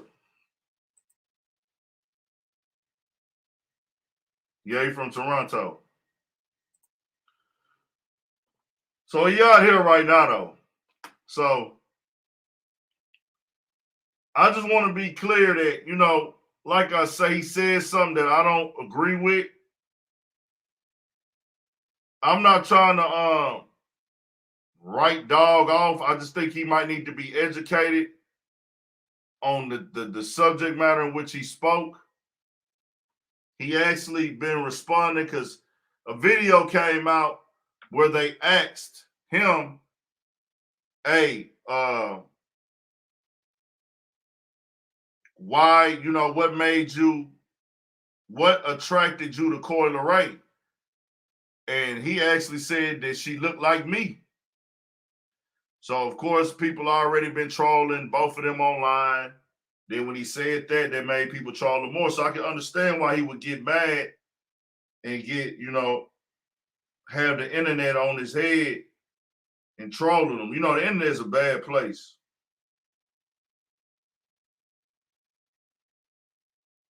Be yourself, be free, baby. Yeah.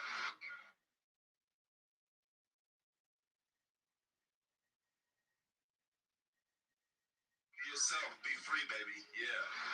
Be yourself, be free, baby.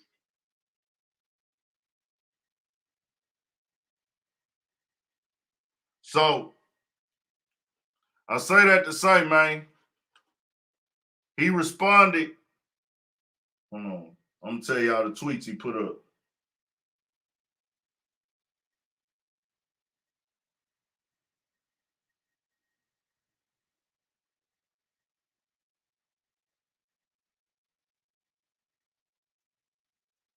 Damn, what the hell them motherfuckers said? Hold on, I know what it said. My bad, y'all. So, this is what Presser said today. Now, he's from Toronto or Canada somewhere. I don't know exactly where he's from. But Dawg said Americans got no culture. Their biggest culture is hip-hop. Motherfuckers don't even know what island they from. They just black like the color. Niggas be like, I'm black. No, nigga, you built like a motherfucking Nigerian.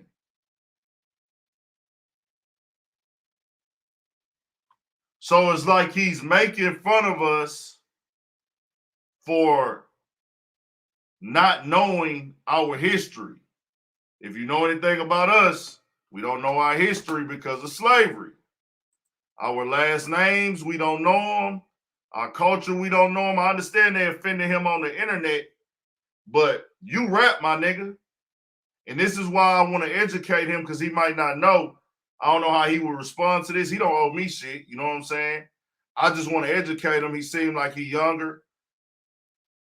Fam, hip hop is an American culture, right? But that's a black culture.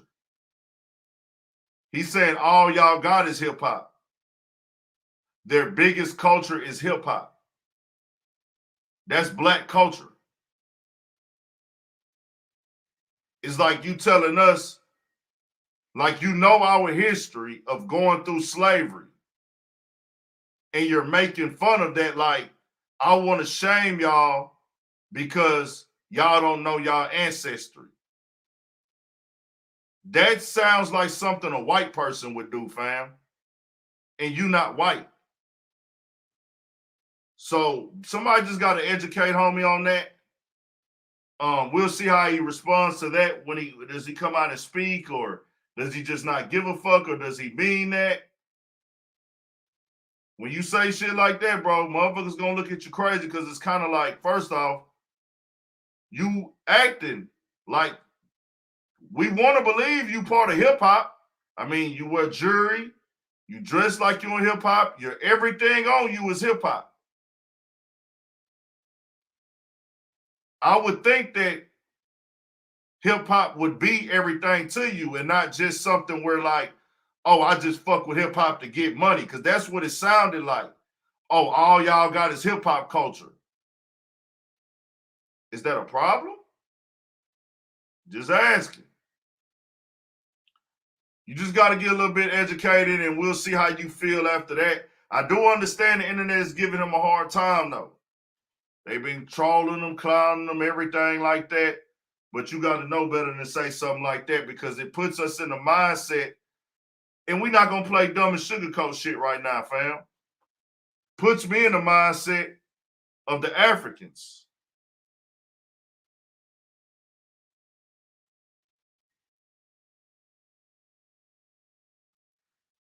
It puts me mindset of those Africans that come over here and think that they're better than us because they're from Africa. They come over here and try to treat black people that's in America already like we less than them.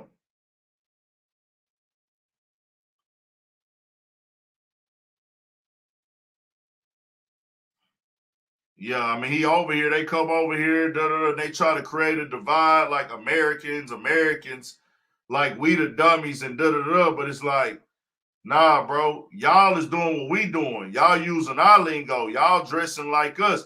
This ain't about how tough you is. This ain't about how gangster you is. You just got to get your information up.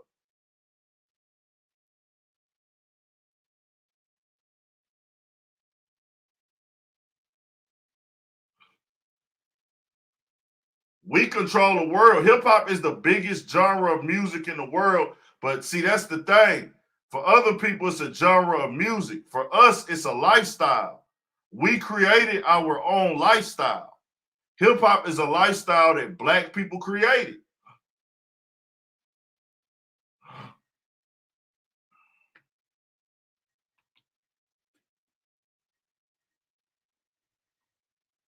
Just got to get educated. We'll just see how he responds to everything. No harm, no foul, my boy. Just fix that little issue right there. Get a little bit of education.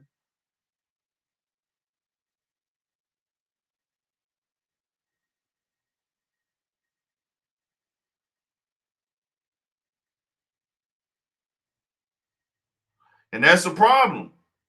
That's people look at hip hop as entertaining and somewhere they could get money. And that's the problem we have with each other, because we let other motherfuckers come into the culture, not speaking about him. We let other motherfuckers come into the culture and get whatever they want. Whatever they want. They come in here and create platforms. They come in here and get a bag. They'll come in here and do this. They come in here and own record labels and still don't live like us. Shouldn't the motherfuckers who live like this get the most money? We the youngest genre of music. Just so happen our genre of music is our lifestyle too. And we the youngest motherfucking genre.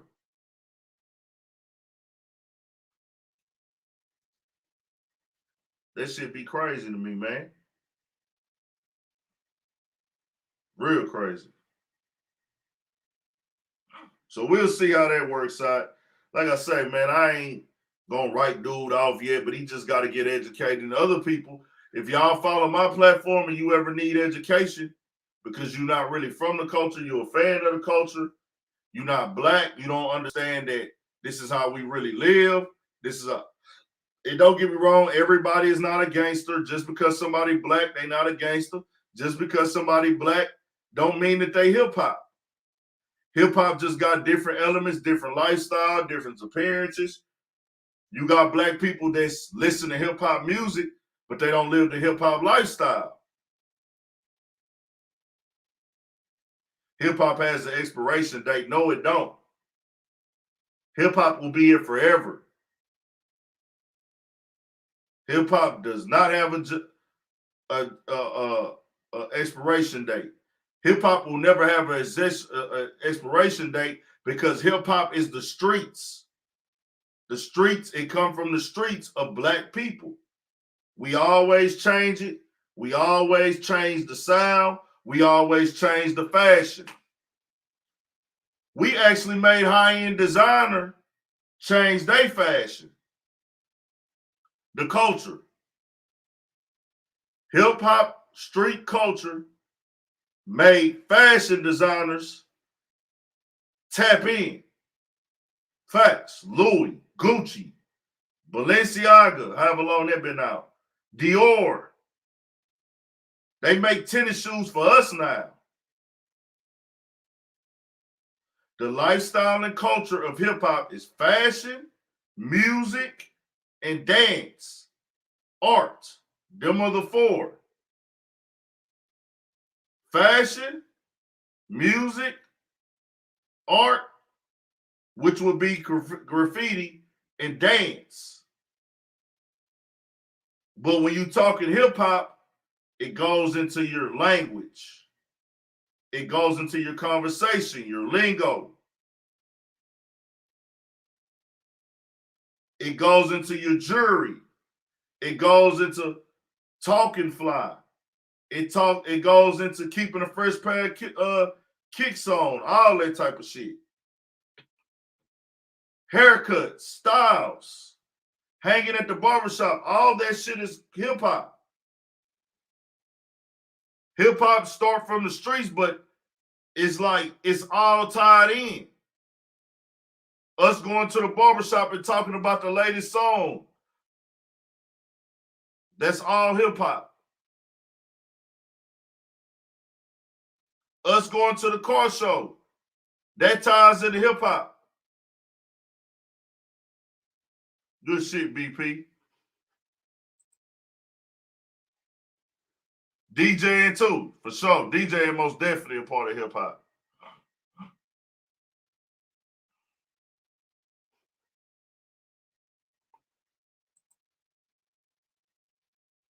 Knowledge of self, for sure. For shit show. For shit show, knowledge of self.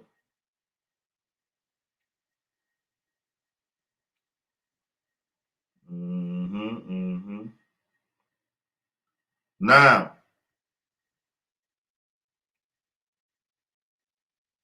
we didn't already covered a lot of Travis Scott. Y'all check into my interview with Womack, man. Womack was on the scene, and we talked about that. So I'm gonna let some people join on if y'all want to join on, man.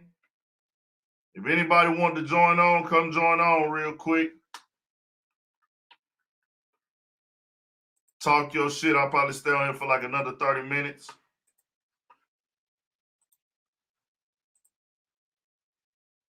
If anybody want to join on, this is the time to join on, man. Come talk your shit. We'll go check this new Money Man out, see what that motherfucker sound like.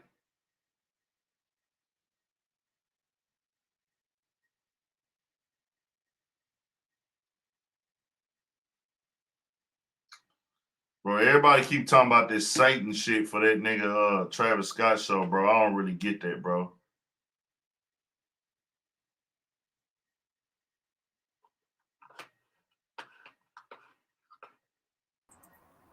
Yo, bro. I wanted to ask you how you felt about that whole Kanye thing, that situation with yo. I wanted to ask you how you felt about my fault. I got that background noise. My fault. Yeah, sure, you good. But yeah, how do you feel about that whole situation with Kanye and Drake, or Kanye and Jay Prince? I mean, I really didn't think nothing of it, bro, because I knew it wasn't no serious street shit anyways. And Kanye said that in the interview. Like, they doing some back and forth game playing shit. Like, I never thought that when Drake and Kanye run across each other, they finna fight. Right. I never thought that they was gonna punch on each other. I never thought that they was gonna have a shootout. I felt that the last physical altercation or situation that Drake would possibly have or have his name tied to was that shit that happened with Chris Brown, which they squashed. Even if Meek Mill, I've never felt that Meek Mill and Drake would fight. Respect that. Never. Like, them niggas would never get to each other. Maybe they entourages, depending on what entourage members is with them that day. But I never, it's like, this is all for, I guess, for entertainment / it's going to help now because they're going to work to get Larry Hoover out. I want to shift some of that energy towards Big Meech too, man. If they could get Big Meech out, I think he's a great spokesperson for this culture, man. Like, the impact that he had, I feel like he served 16 years, man, or 15. Go ahead and get, we can put some things on the plate to get Big Meech out. Now, with that video, the way it looked, of course, everybody gonna take it like he getting forced to do this. But trust me, Kanye ain't getting forced to do nothing. Like, you know what I'm saying? He put himself in that position. Right. Because it's one of them things where you told Kanye agreed, but the way it came off, the way he was reading from the phone, the voice, and the way Jay Prince was standing there, it gave off that vibe like, yeah, man, I'm forcing you to do this shit. Even with Kanye body language, it just looked, But I kind of feel like Kanye is a genius, bro. He want to play into it in a way like, real shit. I want y'all to talk about this shit. You feel me? Like, I want it to go viral. I want y'all to think I'm getting punked into this shit. I want y'all to think that, this is that. I want that type of shit. You know what I'm saying? Yeah. That shit was wild when I first saw it, because I ain't gonna lie, like, I had a little bit of a different thought process on it. And when I watched the JBP this morning, because I've been giving him a little bit more play lately, just his little part on it, all of it gave me a little bit of thought, but I wanted to get yours too, because for me to formulate thoughts, sometimes I like to get a bunch of pieces, not just mine, and see where they land. Because when I first, like, I don't know why I did that, but you know what I'm saying, like, to derange. But when I first heard that shit, it was, I'm seeing it on your channel. You feel me? Like, you feel me? I tapped in. I was like, okay, what the fuck? And so my first thought was Kanye just got done mentioning this nigga Drake hella times in his interview. And I mean, maybe it wasn't all too aggressive, but it was a little bit out of character for Ye. And I feel like I had just seen him with the dude, Josh Prince. You feel me? So I was like, him mentioning Drake a little weird. And even on the outro, he just brought up Drake again. So when that popped off, I was like, well, they've been cool, so I don't see no reason why this would be happening. But then the way he read that letter down, I was like, bro, it's got to be something going on. And I don't even think it's like beef or nothing. But like, I think Job Prince was like, look, bro, Drake is on his own shit, being the nigga in the game that he is right now, being at his stature, and he not going to be the man to come step to you.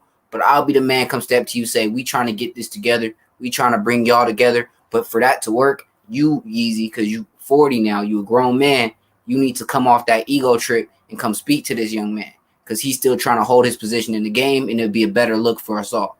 And it looked a little bit bad the way he handled it, but I think that might have been the overall. You feel me? Yeah, it's Jay Prince. But it's Yeah. He don't mean no harm. It's Jay Prince. But my fault. Homie, what's the deal, man?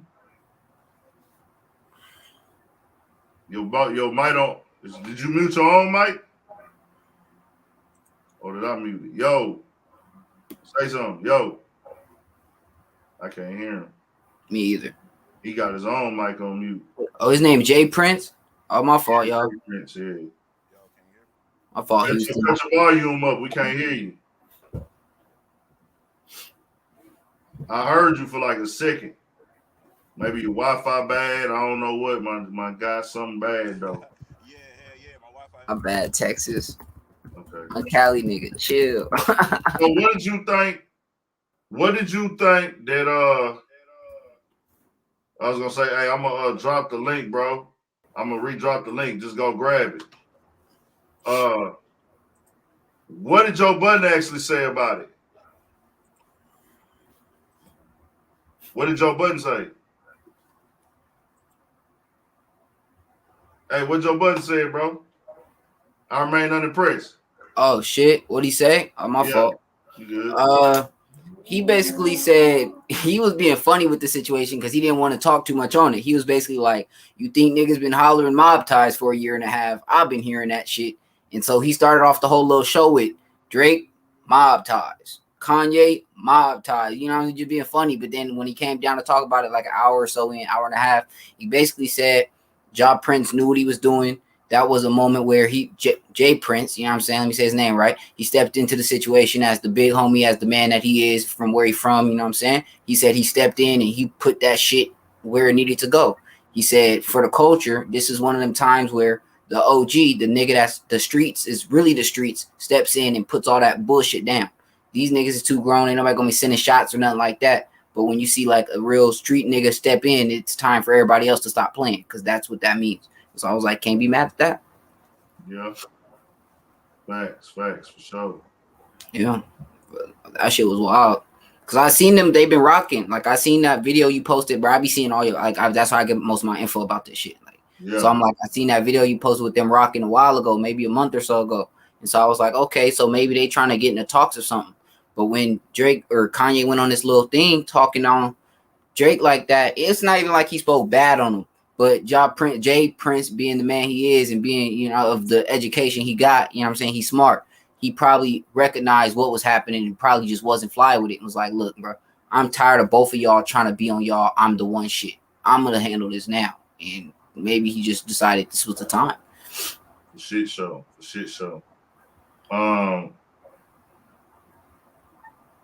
That was dope, though. That was dope. Yeah. That's what we need in the game, man. I wish it could be that way for some of these street beefs. You feel me? Some of the street beefs, that'll be live. You feel me? Some of these street beefs that be going crazy. You got to cut your mic on, my boy. Cut your mic on. Tap in. The link ain't in there? It's in there. No, I thought it was in there. What time is it? Like 12? It's 10 over here. Oh, you in that Texas, huh? So y'all like 2 hours up. Yeah, I'm gonna stay on here for a little bit longer. I ain't tripping. Marcus Fields, you got your Wi-Fi together, my boy? I don't think you do, bro. Yeah, he ain't got his shit together. Yeah, hell no. I know I ain't got my shit together. Yeah. Can y'all hear me? So where you from, man? Yeah, I can hear you. Atlanta.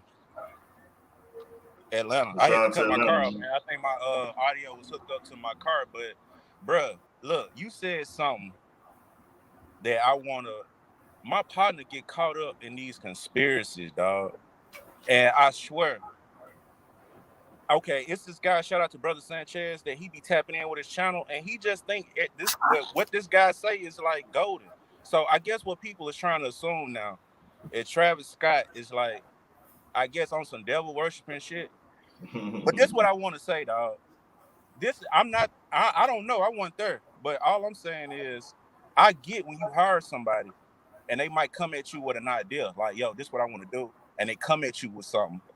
But some people might look at that like, nah, that's a symbol. That means this. that means that he's worshiping this. And it's just like when you a boss, sometimes you're not really like looking at every symbol, looking at everything that they really like that they bringing to you. So I don't think all of these images at the end of the day, Travis Scott, like I think in his late 20s, Well, is it a car or something I by you, don't bro? think he Like a loud car? Nah, that was that freeway just. Oh, that's you. Okay, that's you. Oh My yeah, bad. I thought that was you, man. Nah, that ain't me. I'm at the crib. Yeah, Yeah, but me nah, too. It's man. still on the freeway. Okay, so nah. Yeah, let me close it. The thing is, the demonic shit. A lot of artists are starting to play with that demonic symbolism and shit like that. There's no doubt. A lot of these niggas are playing with that demonic imagery and the 666 shit and da da da. They use it to sell. They use it to be different. They play with all that. Just like the street rappers are now all playing with the demon lingo. What demon lingo? I'm a demon, nigga. I'm a demon. The Reaper, nigga. The Reaper. Send the Reaper, boy. I'm a demon, nigga. Okay. Everybody say I be with the what I'm gangsters and saying. the That's demons. a perfect example. So I'm saying everybody, no, I'm saying this is what I want to tell y'all that with me, is there a section of demonic imagery in hip hop? Yes. Yeah. But they're not really going home and drawing on the floor. You see what I'm saying? They're really worshiping the devil. They're not selling their soul. It's in a way you are selling your soul to the devil because I get what you're using the shit that he sends, the devil, as in the negativity, destruction, violence, murder. You promoting that imagery, but you haven't really just said I'm giving my soul to the devil. You're doing it in a form of entertainment. I'm with you. Because it stands out. So it's not like he went up there and said, I want to sacrifice these people at my show. Right. This has happened in shows before. People get trampled. People pass out. The thing was, I feel like it was everything that went wrong for that crowd went wrong. 50,000 motherfuckers. Overcrowded. They caused most of it anyway. Overcrowded. Understaffed, maybe. I don't know. Understaffed. People coming from a pandemic with high energy. Everybody too turned up. Kids in there. Yeah. People breaking in, sneaking in. A lot of kids that was probably too young to be there. Yeah, it's easy to trample over kids. Facts. But what I'm I'm with you. I believe a lot of these folk really don't know the power, like what they used to say in the Bible. They probably do about the tongue being powerful. Like that scripture has lasted thousands of years. So even though a young kid coming up in the rap game might not understand that he got like that much power, yeah, I'm with you. I don't feel like they are like at the crib drawing out, you know what I mean, stars on the floor and all that. But I don't think at the same time they really understand they power with this music and their voice. That's basically what I'm on with it. Facts. They not knowing. Yeah. My fault. I just want to speak to that real quick. I know I talk about my shorty all the time. I don't mean to do that, but she be putting wisdom on me sometimes. She Haitian and Jamaican, and she tell me all the time, like her older peoples and folks in her family, she uses like her own cultural words for it. But they tell her a lot, like the words you use and shit you say, you feel me? Them is curses and real spells, and you got to be careful what you say and what you bring upon in life. And I don't want to say that his music is doing that because I don't have no real fact to say that. But I do think that some of that shit matters. And also to that event, like you got to recognize when an artist is paid to show up, the venue is supposed to make sure shit's safe, make sure it's staffed, make sure there's enough security, make sure everything be cool. And so, yeah, he could have stopped in his set, but they probably wouldn't have paid him. It's a real issue with the money right now, especially when it's a pandemic. So I'm not mad. That's probably $1 billion show, dog. 50,000 folks. Think about the average ticket sale probably is $100. Man, that's probably $1 million show. Niggas ain't just stopping just because the crowd. Like, you would have to really see like real danger, like a fire or something. Like niggas ain't knowing folks is passing out and dying out there like that. That's why I'm like, I ain't on board with this demonic shit. If folks is basing it just on that. I'm like, nah, shit be happening. Yeah, just like that, bro. But like I say, I don't think Travis Scott knew that nobody died for real. He probably did. It's not like they didn't know these people was dead. They didn't. It's not like they came to Travis Scott. Hey man, 8 people have died at this concert. You know what I'm saying? I don't think they went to Travis Scott and said 8 people are dead, bro. They didn't even know. Right. And people is acting like, okay, bro, it takes a second to fall down and get stepped on. I got an interview on this channel with somebody who was stepped on. Did you see it? Mm-mm. Yeah, I watched it. It's 2 videos. Go through the videos on the channel. You'll see him. It's a dude on the screen. I got the Travis Scott shit next to his head. A guy named Womack. He support this platform. He from Temple, Texas. He drove out there. He drove out here. I'm from Houston. He drove out here, went to the show, and he was trampled. His blood vessels popped in his eyes and everything. Yeah. So he said this shit happened on the second song. People started pushing. He got tripped up and fell, trying to pull his pants up. Everybody was stepping on him and falling on him. I can see that. There's videos online of people who have been fell on and they at the bottom of the pile. Cause look, you got 50,000 people jam packed. That's what I'm saying. So they jam packed to the point they, like you say, you can't even move your arm up or down. If you raise your arm up, it's not coming down. That's how tight it is in there. Put your arm down, it's not coming up. Damn. That's a lot of space, boy. So he couldn't, like he said, when we fell down, other people fell on top of me.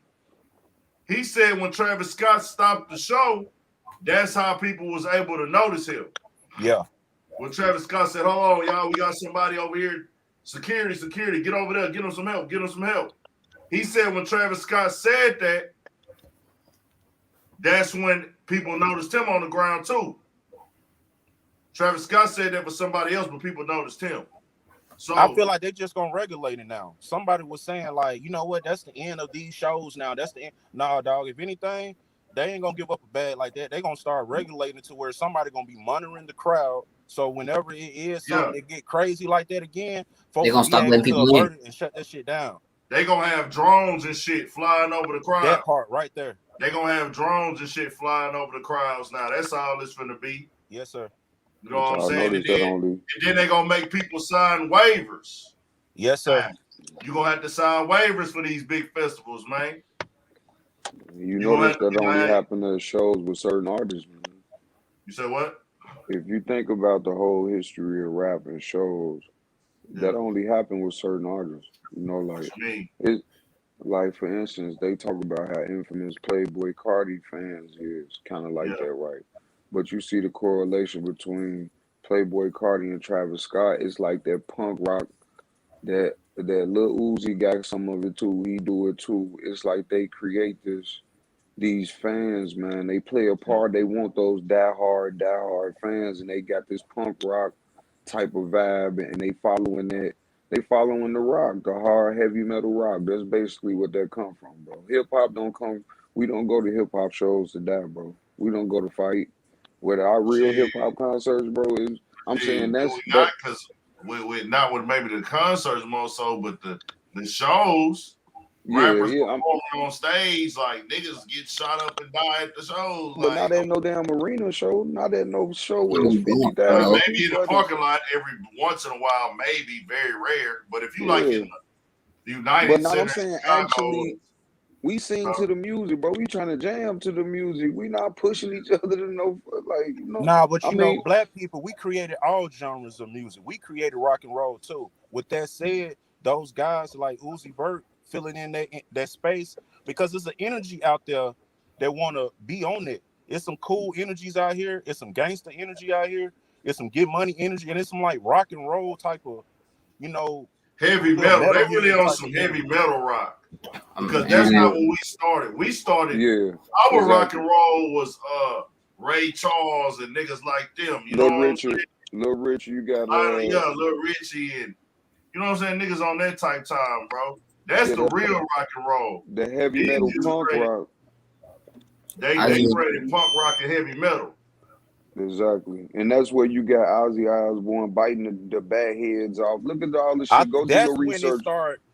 That's when our culture started getting like contaminated right there. Yeah. But it's always white people contaminating our shit. And that's how I feel about the white kid that shot up in Kenosha. It's always some shit we doing for ourselves that somehow we want to be cool and let them hop in, that they start taking over and turning into a bunch of fuckery. And that's the same shit I feel about Travis Scott's, the Lil Uzis, the Playboy Cardis. They got black people fans, cool for sure. But they music really talk to the demo of teenage white angsty little drug addict. We got parents money ass niggas. Ain't no like I ain't in no hood where we just nigga hearing no Playboy Cardi playing, nigga. You got some ESTG, you might hear some Kodak, you might hear some niggas from Texas, you might hear some Sauce Walk, you might hear some niggas, but you not hearing them. You gonna hear them at the college campus, you gonna hear them at the beach, you gonna hear them at a little party or something. It's different. Hey, you right though. I ain't gonna count with you. Yeah, bro. That's that. You ever heard of somebody down at the Jay-Z show, man? Look how many fans Jay-Z could pull out.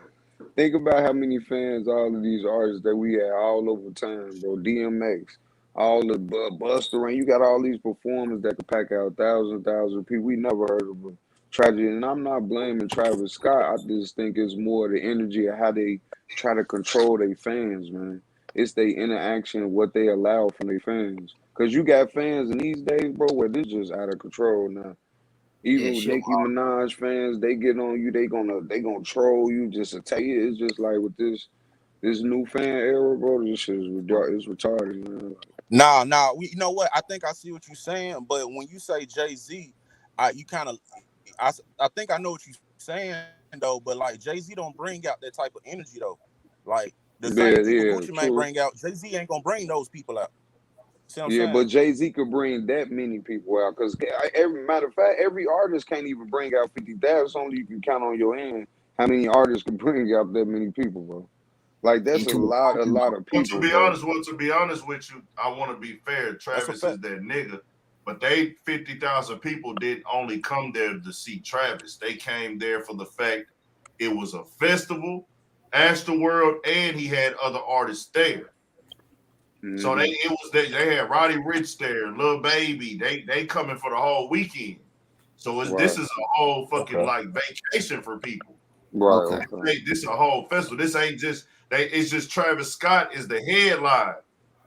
And then it happened during his performance. Of course, he is who most people are there to see, but it's like he's gonna bring out more people when you say, "Oh, I got a Lil Baby coming. I got Metro Boomin coming. I got Don Toliver coming." And then day 2, I'm gonna have Gunna. I'm gonna have this person. I'm gonna have SZA. I'm gonna have You know what I'm saying? Lil Baby, all these people. You bringing out more and more people when you do that. You know what I'm saying? So that's why it was so many fucking people there. It wasn't just because it was Travis. It was like a lot of people there were there for Travis. And of course, whenever you go to a concert, you're going to look at it like, I came here, Lil Baby's my favorite artist here, but I'm getting Travis. So still at the end of the day, I'm gonna stay for the main show. You know what I'm saying? Yeah, right. Everybody gonna go to the headliner show, but like I say, putting Lil Baby on make somebody might fuck with you. They might say, "Man, I ain't never seen Travis perform before," but they gonna be like, "Well, damn, nigga, I get to see Lil Baby too, and I get to go to the Astroworld." They gonna have the whole amusement park vibe, theme park vibe. Like, why not? You had motherfuckers coming out here from colleges all over. Right. Right. It was a festival. And that's the age group. But the thing is Travis Scott name on it, so it's like he taking all the blame, like those were only his fans. Right. But also his fans are known to rage, but in this point in time, it's a festival crowd, so it's a bunch of people jammed up, pushed up, kids. We got Coachella be having 100,000 people there. And that the shit don't happen. OVO fed, well, shit happened, but not this. People have died at Coachella before, but not 8. You know what I'm saying? Not hundreds of injuries, but people have died there before. Like, imagine this shit happening at OVO Fest. You wouldn't hear of it. Like, it's like, you feel me? Right. And I think OVO, is it even a festival or they in a venue? Yeah, that's Drake's OVO Fest. He throw that shit every year. No, I'm saying, do they have it in a venue or do they have it? I thought they had OVO Fest in a venue. I think they had it at a venue last year, so it might be venue. Well, like I think they might be having seats in that bitch. I don't know though. I could be wrong. Like You might be right. It'd be at the at where Toronto Raptors play it, maybe. I don't know. I don't know for sure though. Don't hold me to that. Oh yeah. But yeah, people died at Woodstock also. It was another incident, another show where people died. I just felt like, man, it was big news. It made for big news because Travis is one of the top superstars for one. So with Travis being one of the top superstars for one, being worth all that money for two, three, he married to Kylie Jenner. Well, not married, but they got a baby together. He part of the Kardashian clan. Ain't she worth a B? Not. So, she not. Huh? I say, ain't she worth a B? That's why I can't get on board. Yeah, she didn't touch the bit, or she on the way to a billion. That's why I can't get on board with he doing evil shit. I'm like, his baby mama rich. Like, he don't got to do nothing thirsty. That's something that a small. But he came in the game on that though. That's how that been his thing. That dark, like ritualistic type shit. Yeah, like that dark goth. He like a gothic. He came in on some gothic rap, rock, heavy metal shit. Yeah, it's a few of them on that way, bro. I told you, Playboy. You just roll the beats, you just vibe it through, type shit. ASAP Mob kind of came on that shit a little bit. Yeah, let me ask a question real quick. Yeah. So, like, can we blame the people that were actually in the crowd, trampling people, not helping people? Because I feel like when I was in high school, there was like they talked about some situation where, like, the psychology of people when nobody helps, like everybody just kind of watches, but as soon as somebody starts helping, then all of a sudden everybody wants to help. I'm trying to figure out like I listen to Womack. It's like people stepping on you, like I just can't imagine people not helping somebody get up. Did you see the video of the guy recording and said, "Oh my God, he's dying. I'm gonna go viral." Nah, I ain't see that. But like, why are we not blaming those people? Huh? No, it's for sure they fault too. Yeah, it's like I say, it's a little bit of everything. I'm not gonna place the blame on one thing, but of course the people have to know, like, hey fam, I'm stepping on somebody.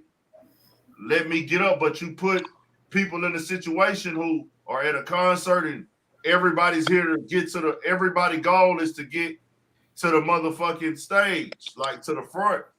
Yeah. 3 6 the Mafia. fact they were doing a stampede. 3 6 Mafia brought the dark gothic energy into rap.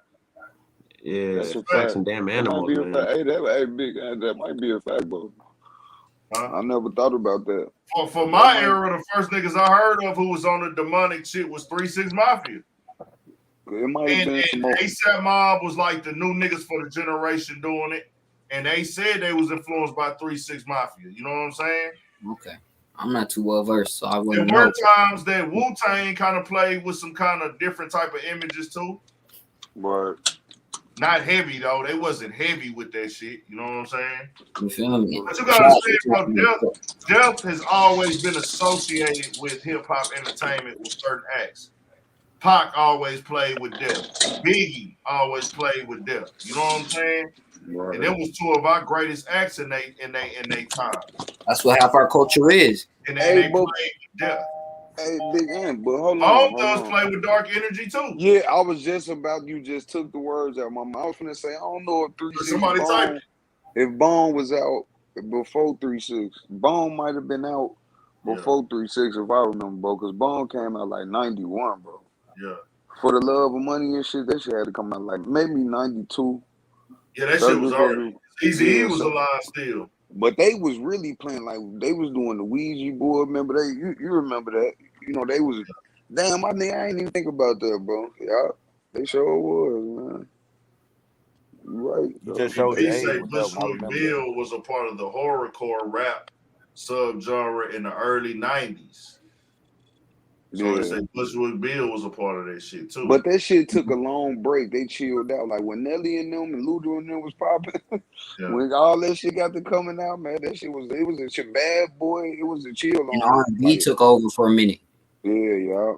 See, I'll tell you like this too. What played a role for these artists to jump in would be like fucking the SoundCloud era for this generation. Like a lot of the Right. SoundCloud era for these new artists that they going crazy over. But like he said, like I'm telling you that, and you at a show, bro. It's kind of like people are concerned with themselves, people panicking. You see what I'm saying? So Right. a little bit of test to that. That's a part of let's not overcrowd it so the people don't panic. So let's keep the crowd to a certain level. You know what I'm saying? Right. So people Yeah, don't but panic. it's a festival, man. It is. I'm not putting blame on nobody. You feel me? It's just an unfortunate situation where everybody has to take a little bit of like, okay, bro, we probably could have been more prepared for this. We knew this crowd was out of control, man, or we know how but this is what has to happen sometimes so you can be educated.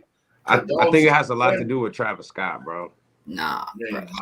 And I only say that because people always get hurt at his shows, and that's he's not the only one, bro. People He's get hurt. No, not the only one. I've been to a million festivals, but for a fact, Travis Scott festivals, like his fans go crazy. You know what I'm saying? Like there should be some type matter of. of fact, I didn't see nobody die. I've been to one festival and 2 shows. Oh, my fault. Go ahead. But I don't know if BP saw it, and I had forgotten. We was at the Chief Keef show in LA. Like 2 motherfuckers got took out of there on stretchers. Yeah, people pass out all the time at festivals. Yeah, that's normal. So that's what I'm saying. That's why they got them camelbacks on drinking water because people are dehydrated. But that's what you call it said. I don't know if I put that part on the interview. Womack said that a lot of people passed out. He said people were passing out at 4 o'clock. Yeah, that's he said at 4 p.m. So question to y'all, not to cut you off, but like, what do y'all equate to that? Why does that happen with certain artists? Like, okay, that happened at the Chief Keef show with these young kids, but it won't happen at the Lil Baby show. I don't see that happening. Because Lil Baby is not a Lil Baby fans on some player shit. We standing around smoking weed. People Chief Keef drilling. He ain't crossed over yet. See, Chief Keef. Now Lil Baby crossed over. Chief Keef fan base adopted the actual mosh pit where like they be turned up going crazy and shit, like because of their fan base went to that white suburban rock fan base. That's who really been keeping Chief Keef alive like that. Every time Chief Keef drop a video, it's gonna do $1 million. That Glow Gang shit, that signed Chief Keef, bro, that European nigga.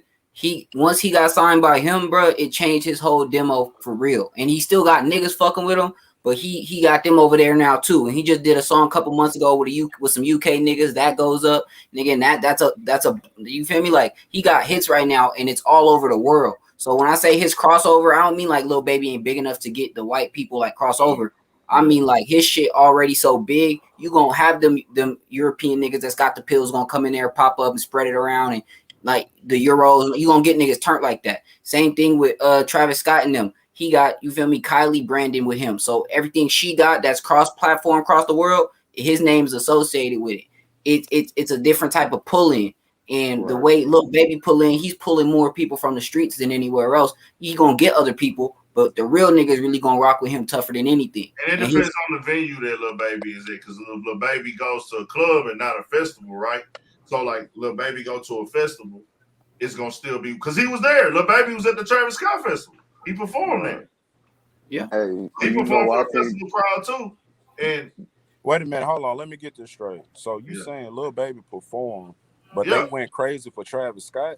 Is he the headliner? You hear what That's I'm how saying? he does his shows, though. That's why I was saying that too though. It's that type of crowd where we're here to mosh. We're here to. They are there. They're going to mosh pit. They not there for Baby. They there for Travis. Like but when they fuck with Lil Baby too. They fuck with Roddy Ricch was there too. Of course you fuck with him, but you not like that one that Drake came to do. Drake came to do a show with that nigga out here, the Tyler Creator or somebody, and they booed that nigga Drake. It's not because they don't fuck with Drake. You gonna want to hear Drake, but you not here for that. Same thing Well, with they wanted Frank Ocean, that's why. yeah, you feel me? Like, but he's better than. All right. Point being though, like you, Travis Scott, your fans are coming to hear you beat Travis Scott. Yeah, Lil Baby cool and all these other niggas is hype, but nigga, if we Travis Scott, we not really worried about them. We want Travis Scott, so they hype for Travis. It's different. It's really different. They fans be different.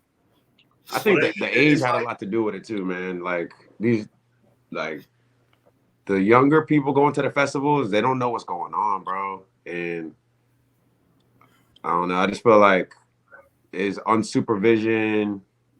Like the fat people are just stepping on people. That's crazy. And That's wild. You know what? When you said that earlier, I really didn't know what really happened. Because I thought when you were saying, is it wrong for somebody to stampede? I thought you were saying, like, if somebody get the hitting in the parking lot and somebody get the, like, a crowd of people get the running off, if somebody get ran over, is that wrong? But you saying people was running towards the stage. That's really what it was already jam-packed. They started pushing. So yeah, that is wrong. I agree with y'all. That is wrong. I was thinking something different. I thought people was like running away for something. It's the people. It's like, dang, I was just partying with you, and now you on the ground. They pushing this way. They pushing this way. Everybody's so tight, but it's super big pushing. Like we pushing. That's y'all pushing somebody. So that's gonna free up the space that we have when we can't move, and somebody gonna fall. I went to a Kendrick show some years back, bro, at the Forum. I don't remember who all else performed this shit because I wasn't really there for all that, but I stayed a good hour and a half. But it wasn't all that. Niggas was in there. We blew our weed. We had our bottles. But it's a different set of people. And it might have been a Travis Scott on the thing. It might have been another nigga who's big named in the streets, Lil Baby or whatever on the thing. But it's not like we not there for them. But when you know your core is coming for this person, it gives you a different energy. If you in Texas and Travis Scott from there, and you in the sun and it's hot, y'all niggas do drugs. First of all, security should know they got to be on this shit because these is teenagers that's got no self-control. Now you running in on niggas, and this is why I say niggas got to be like, we grown. You're not grown, but you got to be aware of you a person. You can't be causing extra trouble in a troublesome area anyway. You put yourself in more shit. All you niggas there on drugs trying to turn up to Travis Scott, get right. That's why I think inside venues better. I prefer inside venues, to tell the truth. Preferably the festival should have been on grass. It should have been somewhere at a park. The whole like doing it on the concrete, man.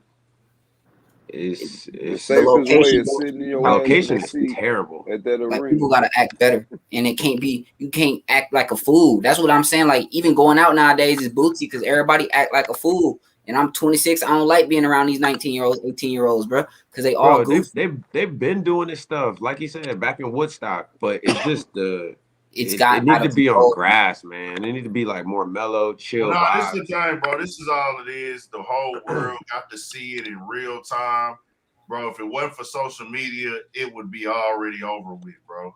Yeah, like everybody could. It's like you will watch it one day, you will watch it on the news.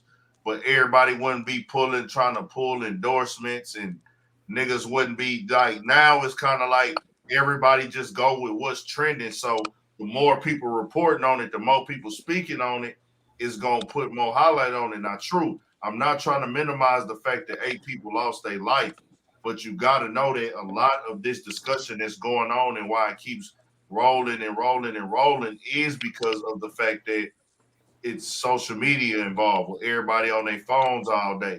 Now everybody got communication. We seeing everything play out, every lawsuit, every step of the way of the death. You know what I'm saying? Yeah. Wow. This shit be going on. The word don't spread like this without social media. When Woodstock happened, they didn't have social media like that. You know what I'm saying? And then another thing, like I say, once the media pick up something and it's hot, 8 people died at the Travis Scott show. That's going on. Big artists, they like, oh, we gonna talk about this. The news is on this. Every Good Morning America covering it. Like they trying to act like Travis went there and shot somebody. Bro, they trying to act like Travis was the only one there because I ain't know Lil Baby was there. Well, no, that's what I'm saying. They didn't perform at the same time, so they performed earlier. Right. But it's not even. That's what I'm saying. That's what I'm trying to say. Like, it's his festival, so he got to take the blame because it's his festival. If it wasn't Travis Scott, if this was a Coachella festival, they would just say, man, these people died at Coachella. And then that would be like, okay, damn, that's fucked up. Coachella, y'all got to do better. But it's kind of like we have somebody to attach it to a physical person. Like we can attach a black person. Yeah, and it's a black person. So that's why they gonna keep staying on it. Like Travis. They have somebody that they can personally blame, who's a person as opposed to a brand. You see what I'm saying? Yeah. That's just how it is, bro. It's just a lot, bro. Because again, I've been around, bro. I worked at Coachella last year, like, and I no excuses for nothing. It's if when it happens there, we know what's happening. We watch and there's security, there's shit happening there. All I can say is there's no way these people should have been able to bust down gates, stomp on each other, crush people under gates. Hell of the shit that was happening and nothing be going. Like, you gotta be responsible as the venue to say we fucked up, because the artist is only there to perform. I don't give a nobody say y'all people bought the shit to be out there to watch and listen to music. If you don't know how to do that, that's on you. The venue. Hey man, a lot of security they might hire might be some niggas from out the hood. Probably. That's what Womack said. Womack said that. Oh, okay. Niggas already said that? Yeah, Womack said that. Well, let me be clear.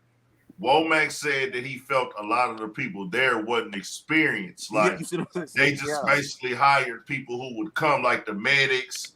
No, motherfuckers trying to get a bag. Yeah. It's COVID. Everybody hungry. And a nigga like me who like, man, I ain't finna get out there and do it. Like, man, there's 50,000 motherfuckers out there. I ain't finna, like, I could put on a security shirt and go get a bag if you know, if I was fucked up or whatever, and that was my move. But I'm telling you, I'm not jumping out no sea of folk unless we deep as hell. But me, no. So if they hire niggas like me, if it's a bunch of niggas like me on the staff, boy, yeah, it's gonna be some motherfuckers dead. Bro, niggas ain't running past me on the bullshit. You gonna knock me over, nigga. I'm telling you now, you better stop. Hey, you a big nigga though, so I don't see folk like it look like you kind of like, you see what I'm saying? Bro, So I'm 6'1", 180, bro. I'm not too big, but niggas ain't gonna be running me over. I tell you that. I heard kids got stumbled. You know what I mean? Exactly. There's no control. You letting kids get ran over. Niggas is just, you know what I'm saying? Like, that's what it's a venue got to do something. You not there just to, you know what I'm saying? You know, these people here to be at Travis Scott to turn up, to do drugs. This is what people do. This is the experience been happening since, like they said, Woodstock. You know what you need to do as the corporation company sponsoring this. And that wasn't handled. And I don't want. But what if he was cheap with the budget? He's not the one who run that. He don't run that. Bro, that's got to be $1 million show. Travis Scott don't run that. He's not in charge. I mean, there has to be a setting for how many security guards that you want, right? That's up to the venue, though, not the artist. The venue run that, not the artist. He there to perform. He's not just the artist; he owns the show. But it's not his venue, though. Is what I'm telling you. The venue. I know, but he had to book the venue and Let pay me X amount explain of this. dollars. Let me tell you like this, Mike. Travis Scott is the artist. This is his festival, as far as his name is on it. It's branded through him. But this is a partnership in a situation with Live Nation. That's the concert promoters. They hire a team. They hire a company to do the security. It's a chain of command. Only 2 people have the authority to stop the concert. Travis Scott does not have authority to stop his own show. It's only 2 people who have authority to stop their own show. That's legally by contract. The contracts they draw up, it's got to be 2 people that come in and say this show is down now. The only way they can shut, and the only way they would shut the show down, fire marshals or a fire breakout. That makes sense. Lightning, if lightning was to hit, they shut it down. That's like automatic. We gotta once lightning hit, it's over. We gotta send everybody home. Well, they'll pause it. Huh? They'll pause the show. Yeah. But not even pause because they outside. It's kind of like, damn. No. You gonna start a riot. In Houston at Free Press one year, they paused it, okay, made everybody leave, and then let everybody come back. Oh, okay. Yeah. Oh, that's crazy. Okay.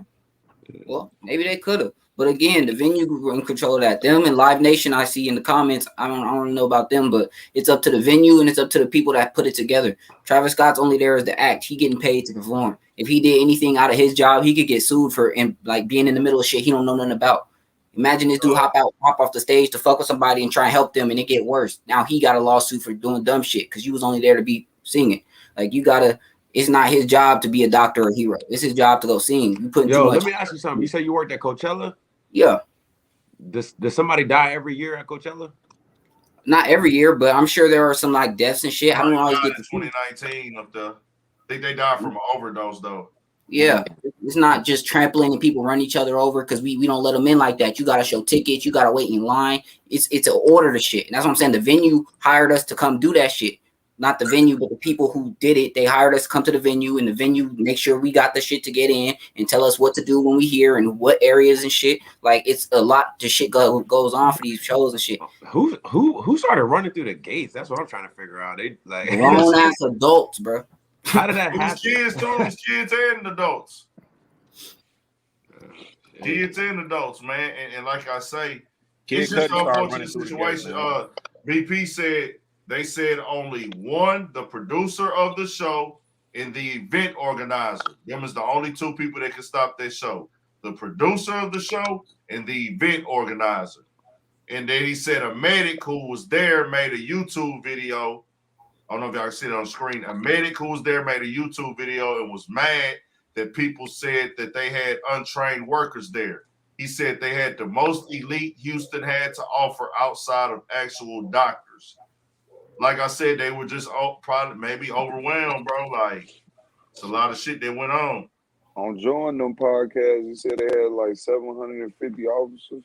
Yeah, the cop said, he said, man, they had like 300 cops there. Then they had like 200 people that was there as police officers. Then they had like some security there too.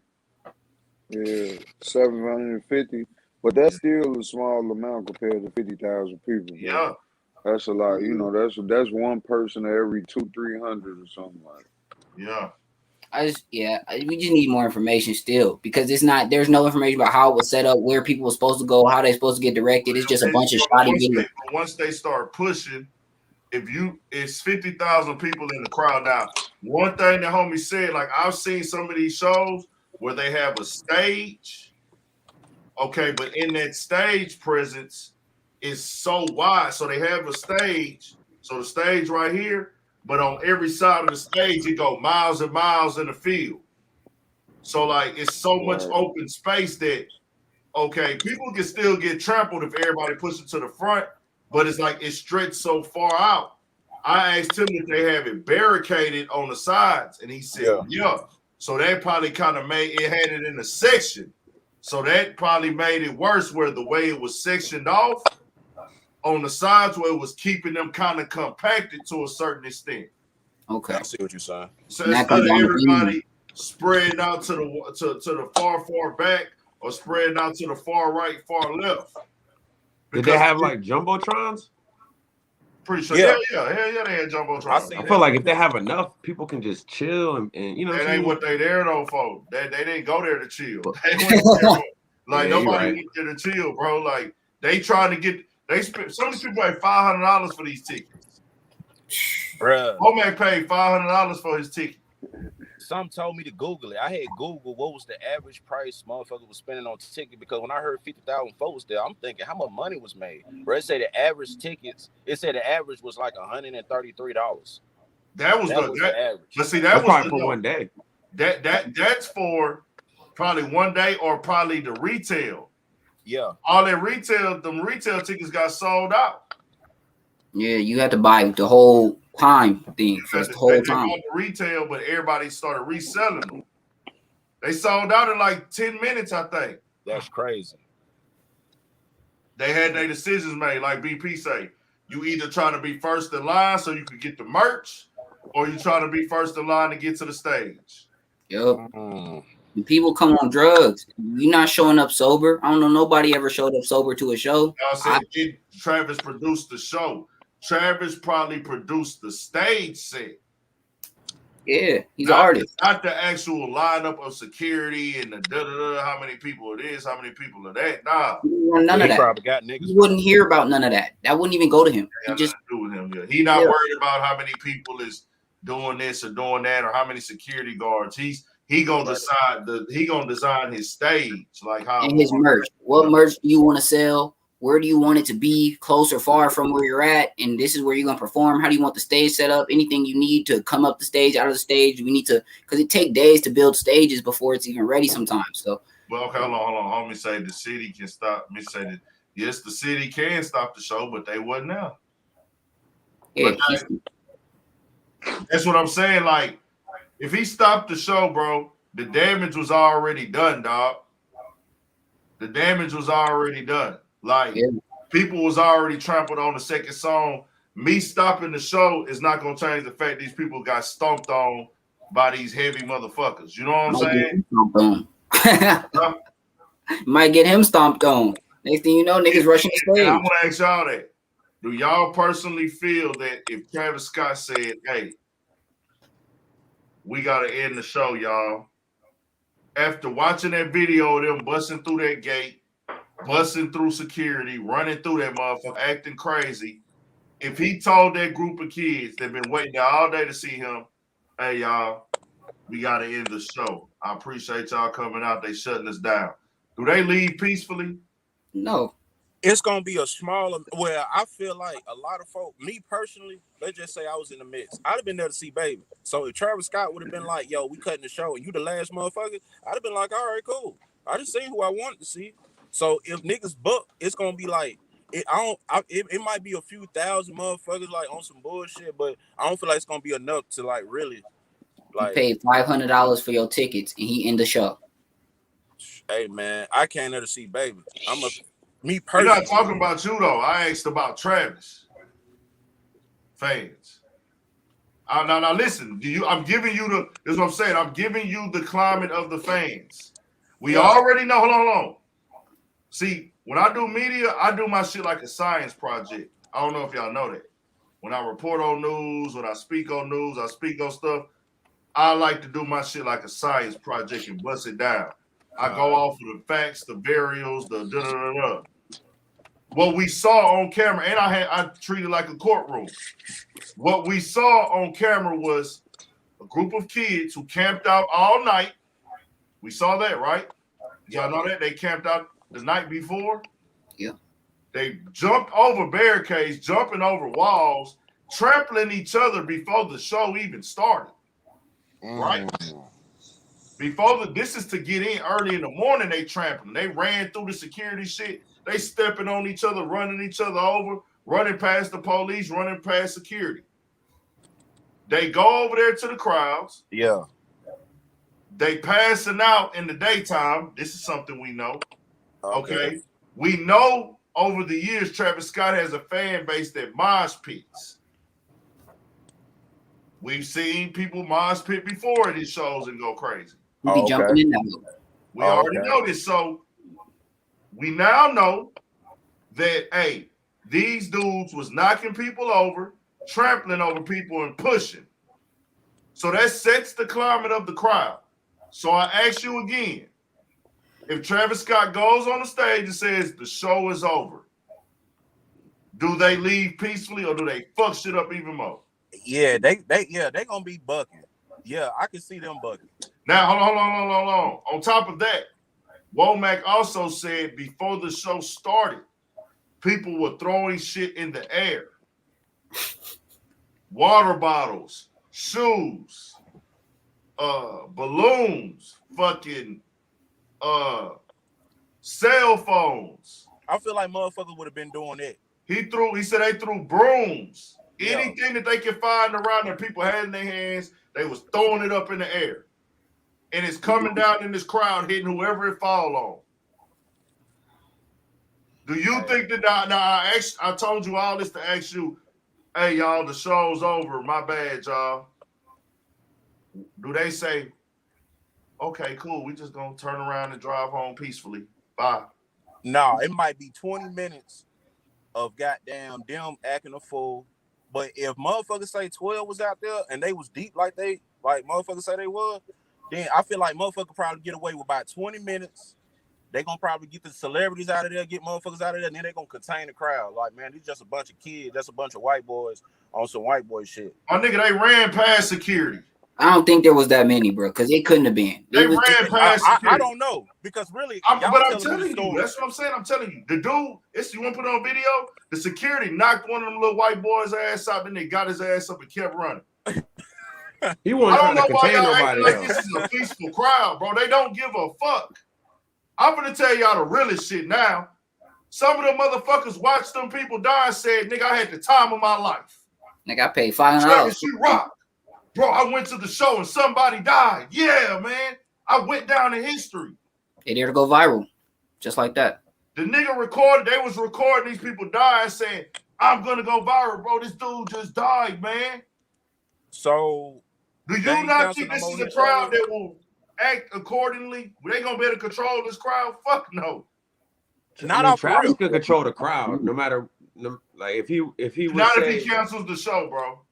Now if he canceled the show, I mean people shows get canceled all the time. So okay, so y'all just want me to believe that motherfuckers who throwing brooms in the air, ran through security, mosh pit, they on drugs, They're gonna go party. They're gonna go party the night away. Y'all go home peacefully. Y'all Party just where, bro? You They'll just be back first thing in the morning. listen. Y'all just spent 1,000. Some of y'all flew from across the country. Niggas Some of ain't y'all moving. drove 3 and 4 hours, 6 hours, 7 hours, 8 hours. Y'all been standing on y'all feet all day to see me, and I tell y'all my show over. And y'all just gonna say, Niggas ain't leaving, bro. They'll be back tomorrow. Nah, they Bruh. gonna book for about 20 minutes, man. Listen, bro, I'm from Sacramento, bro. I have to drive to that Kendrick show, bro. I have to drive 8 hours to get there, bro. If that nigga would have canceled that show, nigga, the forum would have burnt down. Nigga, I was not going out. I'm telling you, these is white kids, they teenagers, bro. I was 18, bro. I was young, nigga, with money, some drink, and nigga, I was chilling. You wasn't finna cancel on me. You telling me these people that don't give a fuck, got parents' money, reliability, and lawyers is finna, man, they finna tear this shit up. You think If they've been there for 6-7 hours, if they've been bro, there I for just 6-7 hours, bro. Look, $500 ain't cheap to me. That's a lot of money to watch a nigga sing. You ain't telling me. It is. That shit ain't cheap to nobody to watch a nigga perform. If they were feeling it like that and they was on their level, they was ready. They'll just take the party somewhere else. Now are you talking about the shows canceled for tonight or for the whole weekend? Sometime, but let's be for real, bro. How many shows you been to? Who, me? I was just about to say, bro, because at the end of it, I'm really like being in the hood. So I gave y'all my opinion. I'm listening to y'all's, and I'm like, you know what? They make a good ass point. So, Bro, I've been to like 8 festivals, bro. That's and you left? No, I'm saying that festivals are a 2 or 3 day weekend. So if on the first night they canceled it, we're gonna go holla at some chicks, keep partying, stay up all night. You said we. I'm not talking about you, bro. I'm talking about 14 and 15-year-old white kids who will throw a fucking broom up in the air while they at a goddamn show. The 14-year-olds, hold on, listen to what I'm saying. Okay. The 14-year-olds who are recording somebody getting trampled on. You think they gonna say, I'm gonna leave and go home peaceful? Nah, they gonna book. They're gonna go party somewhere else and come back. But are they gonna fuck shit up before they leave? Bro, I don't know, bro. Man, when them white boys, I'm telling you, bro. That's just me. You act like it's not a mob. It's not an angry mob. It's just people are just happy. They want to go party, have You are fun. teenagers and college students, bro. They are inebriated. Hold on, listen to what I'm saying. Listen to this. You've been to 30 shows. Have you ever seen a mosh pit? Yeah. ASAP Ferg, he got the whole crowd mosh pin. So I'm saying this right here. And that's a different crowd. You don't think that a nigga gotta be a nigga, you got to be a different type of mindset to be cool with somebody running into you and knocking your ass over? Bro, when I was in college, it was nuck if you buck. Nigga, we was that's a different client. That's a different thing. If you go too hard and bow a nigga, it's finna be a fight. Those are different, yeah. Bows, having fun with Did your fights people. break out? Did fights break out? I mean, if you with your homies, no. I mean, I don't know. But that's a different group of people. We saying you talking about what you Let me tell you like this. Where I'm from, look, if you buck come on, somebody gonna get their ass beat up if niggas start throwing balls. Somebody Doing getting too drug much. out that bitch. On Might me. be happening. Niggas getting drug out that bitch. Nigga, you tell me back in 04, 05, y'all wasn't in the club. No, I was too young. Niggas was doing that. They was getting their ass drug out. Niggas get their ass beat. I'm talking about, bro, these crowds are fun. We gotta know. Listen what I'm saying. No, they're not fun. These are drug Bro, addicts. I'm saying, you saying they fun for them. I'm telling you that if they cancel that show, them niggas are going to go crazy. They're not going to turn around and say, let's take the party somewhere else. They got all this shit here. They're going to start ripping shit. A nigga might start a fire. You never know, bro.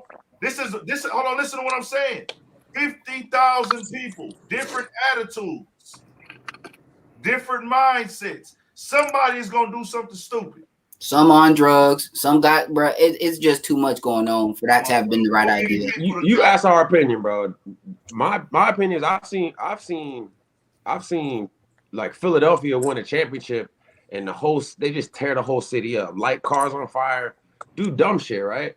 I'm saying if a festival got canceled, in my opinion, the first night, the people are rolling, they happy, they smoking weed, they drunk, they're trying to fuck some bitches. They're gonna go do what they want to do and wake up in the morning and go back to the festival the next day, bro. All right, hear me out, bro. Okay, I hear you and I respect that, but hear me out, right? All right, cool. I just brought this bitch with me, bro. She bad. I just bought all this weed. I got these bottles, nigga. I done had to pay for this shit for a night, nigga. I done had to spend hella money on gas, and I spent dumbass money on these fucking tickets. All off me. She ain't did shit. She just coming to get fucked and turn up. She want a memory. You telling me I just got there. I got there the day before. Fuck just got there. I got there the day before. Not me, but we gonna put a white kid in this. A white 19-year-old with his little white bitch. I spent the night out there. I'm here in the morning. Now I done hopped the gate. I done had to do extra to pull my bitch over the gate. Nigga, we in the front. Nigga, I done had to elbow some niggas. My bitch didn't get knocked down. I told her get in front of me. Travis Scott come on stage. We ready to turn up. Nigga, I got a couple pills in me, some drink. She rolling the blunt. This nigga come out and, all right, y'all, I'm sorry, but we not having a show today.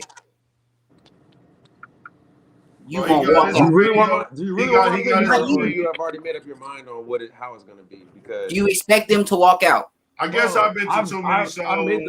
Real quick, I made the rookie mistake of I went to ACL like 6 years ago. I wanted to see Eminem. He was like my favorite rapper. I wanted to be so close to the stage. Rookie mistake, bro. It's the worst feeling standing there. You're hot. You can't move. Bro, if they would have canceled the show, I would have been like, thank God, I need to get out of here so you can breathe, bro. I'm telling you. I don't think Big Young, I'm tapping out, kinfolk. Peace, man. I hear you, bro, and I agree. That's just my opinion, bro. That I've never seen people on drugs react good to anything that they did in 1 year at a show. They're on Molly, bro. They're gonna be happy. They're gonna go fuck. Bro, there's not just Molly. There's X, nigga. There's hella different pills, bro. You're not just all on Molly, bro. People do drugs at them shows, bro, and they come drunk, and people get rowdy. That's what you're there for, to let loose from college. You telling me the moment I got here, you canceled? Come on, bro. There's no positive. I'm not seeing it. I don't see but hey, look, how long you gonna be bucking though? Like, how long you gonna be tearing up? Yeah, come on. At least until my high come down and I'm like, all right, we finna get the fuck out of here and go fuck up something else. That's what I'm saying. You gonna boo and then go. 12 press up on you. But in that time it takes for me to come down, I'm high. I might run up on stage, rob Travis Scott. I might start fighting niggas in the club, robbing. You don't know what's happening. I'll do anything because I'm up right now. You know what I'm saying? And they white. They ain't gonna worry about it. They got lawyers and daddy money, so they don't give a fuck. This is not our shit. I live 3 states away. I'm finna get on a plane like then. I know it's gonna be some energy out there that's gonna be on it. That's gonna be like, you know what, man? I paid this much for this ticket, you know. So it's gonna be some people but it's gonna be some people I feel like it's really gonna be like, bruh, like what Dog said, like, man, bruh, what's up with these bitches though? Like, it's some let's move to the next spot, bro. Yeah, and then it's gonna be like all type of vibes. So it's gonna be some folks bugging. That's the lowest amount of people, bro. That's the lowest amount. Festivals are positive vibes, man. I work at Coachella, bro. I seen how people act when they artists late. Fuck out of here, positive vibes. These niggas be ready to fuck it up. They throwing mad at us, nigga. I'm like, I'm just security, nigga. I don't run this. Nigga, you better go to make this seem like, bro. You can try to make this seem like it would have been a positive exit. It wouldn't have, bro. Trust me. Bro, I can only speak. I've seen firsthand. You have your opinion, bro, but the whole, if they've been showing bullshit behavior the whole day, they've been on bullshit all day. I'm what's gonna stop there? They're gonna leave positively on bullshit after saying the show got canceled. Bro, the reason why they left positive was because they did the whole show. If they And would have had started drugs. that show early, they'd be like, no. Y'all this acting is like it was a one-time thing. He could have had the show the next Bro, night. they're Like, not thinking Hey, so what happened to the logically, show? bro. Did the show get canceled? Nobody's thinking Yes, logically. he performed it. He He did the whole performed, show. so he kept the show going. The whole Yeah. show. Okay, so 8 motherfuckers died and they still finished the show? Niggas was How they gonna know unconscious. 8 people died? He, Well, bro. also, no, he finished the show. Yeah, he so did the whole motherfuckers set. didn't know they was dead until niggas was just like walking away or whatever. Bro, it's a show. They People were on top he of probably didn't know nobody was dead till like the next morning or Damn. Came. bro, listen, if it takes 30 seconds for it take a couple seconds for somebody to it take what, a minute for somebody to suffocate? Yeah, you know, maybe less than that.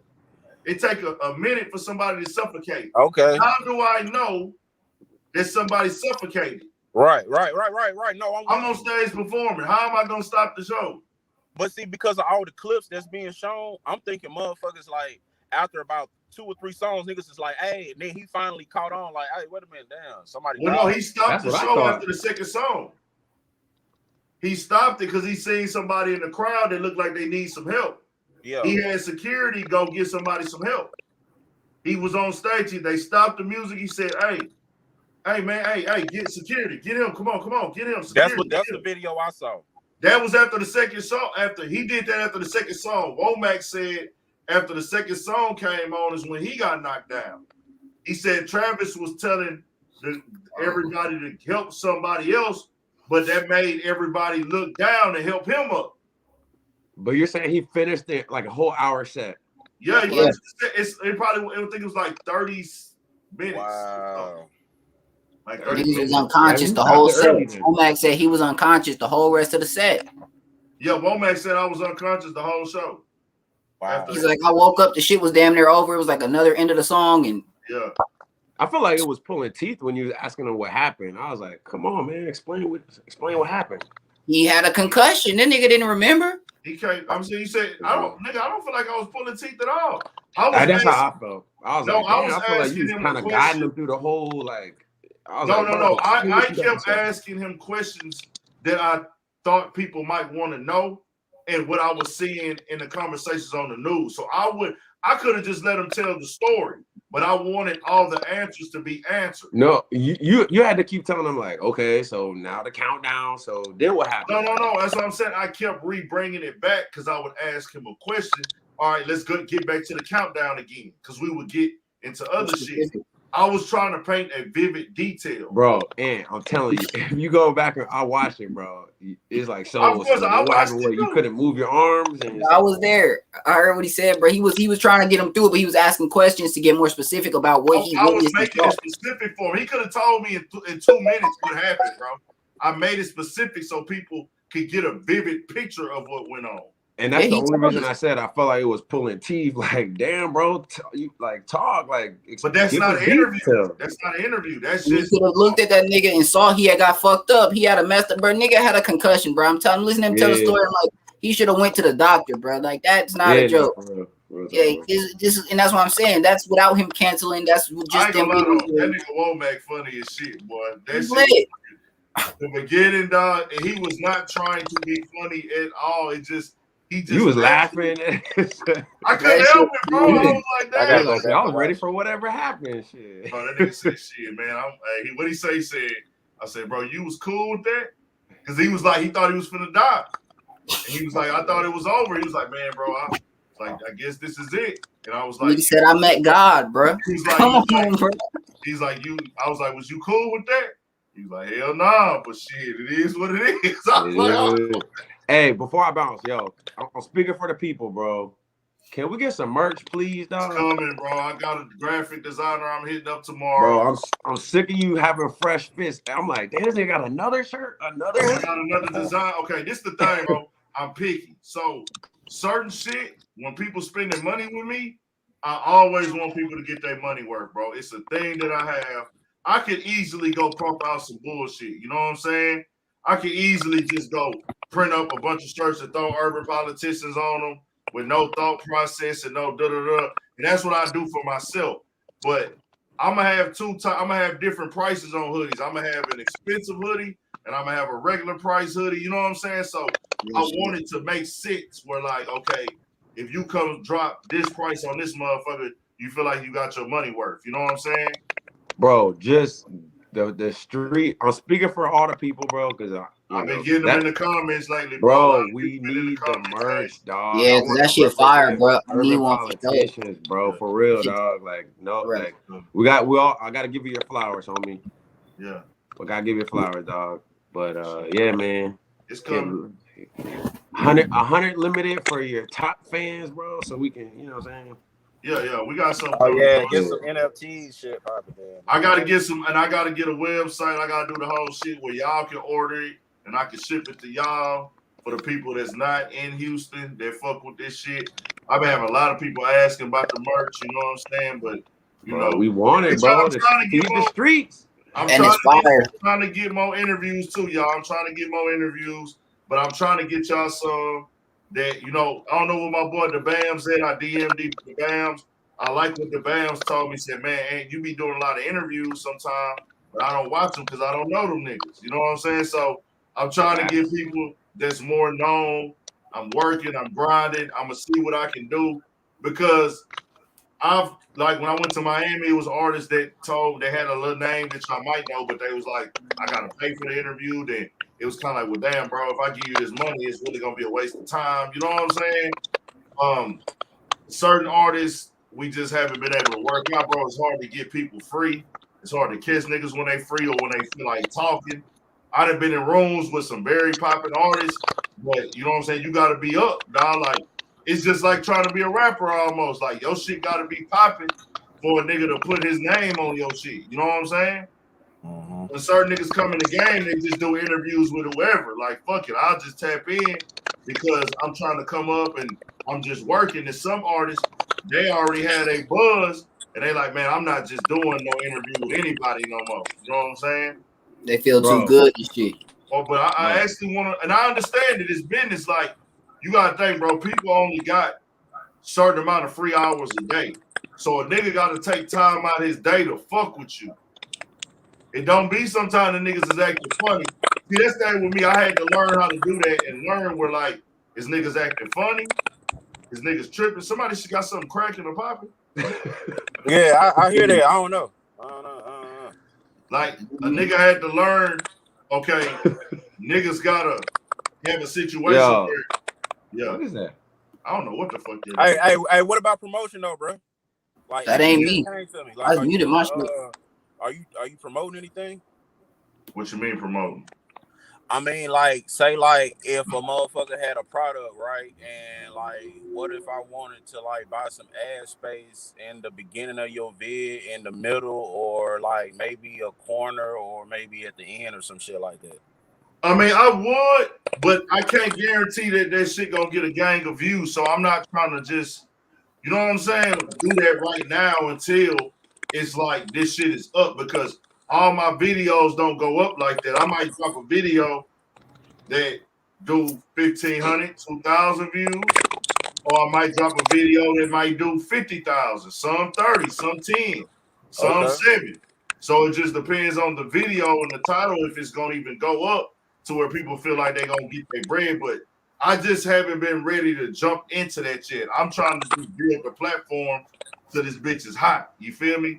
Once it's hot, then I'm gonna be, you know what I'm It's saying? better to send him the product, man, and he'll give you. Yeah, bro. I feel like Don't trip out, bro. I'm ready for the merch, bro. Hopefully you get a fire little design and shit, because every politicians look fire as it is. But if you get a special, expensive one with a design, I'm coming for it. Give me a trick. All I want is just a political partner, urban politician. Hey, before I go, bro. Yeah, I think it's my man with the socks hat that's crackling over there. By the way, I'm gonna get off this on too. But we good. What's good? For real. Damn, I forgot what I was gonna say. I just muted my mic and I still hear. I don't know what that shit is. It's all good. All right, bro. We finna tap out though, bro. We give us the intro. Give us the intro. Salute Big Ant. Salute the chat, man. I'm gonna tap out on all this. Y'all know what it is. Urban Politicians TV, man. Make sure you stay on your pivot at all times. Y'all know how we rocking, man. Shout out to all my political partners in the chat for shit show. Y'all make sure y'all subscribe to the channel. Make sure y'all tap into all the videos, interviews. We doing all that, man.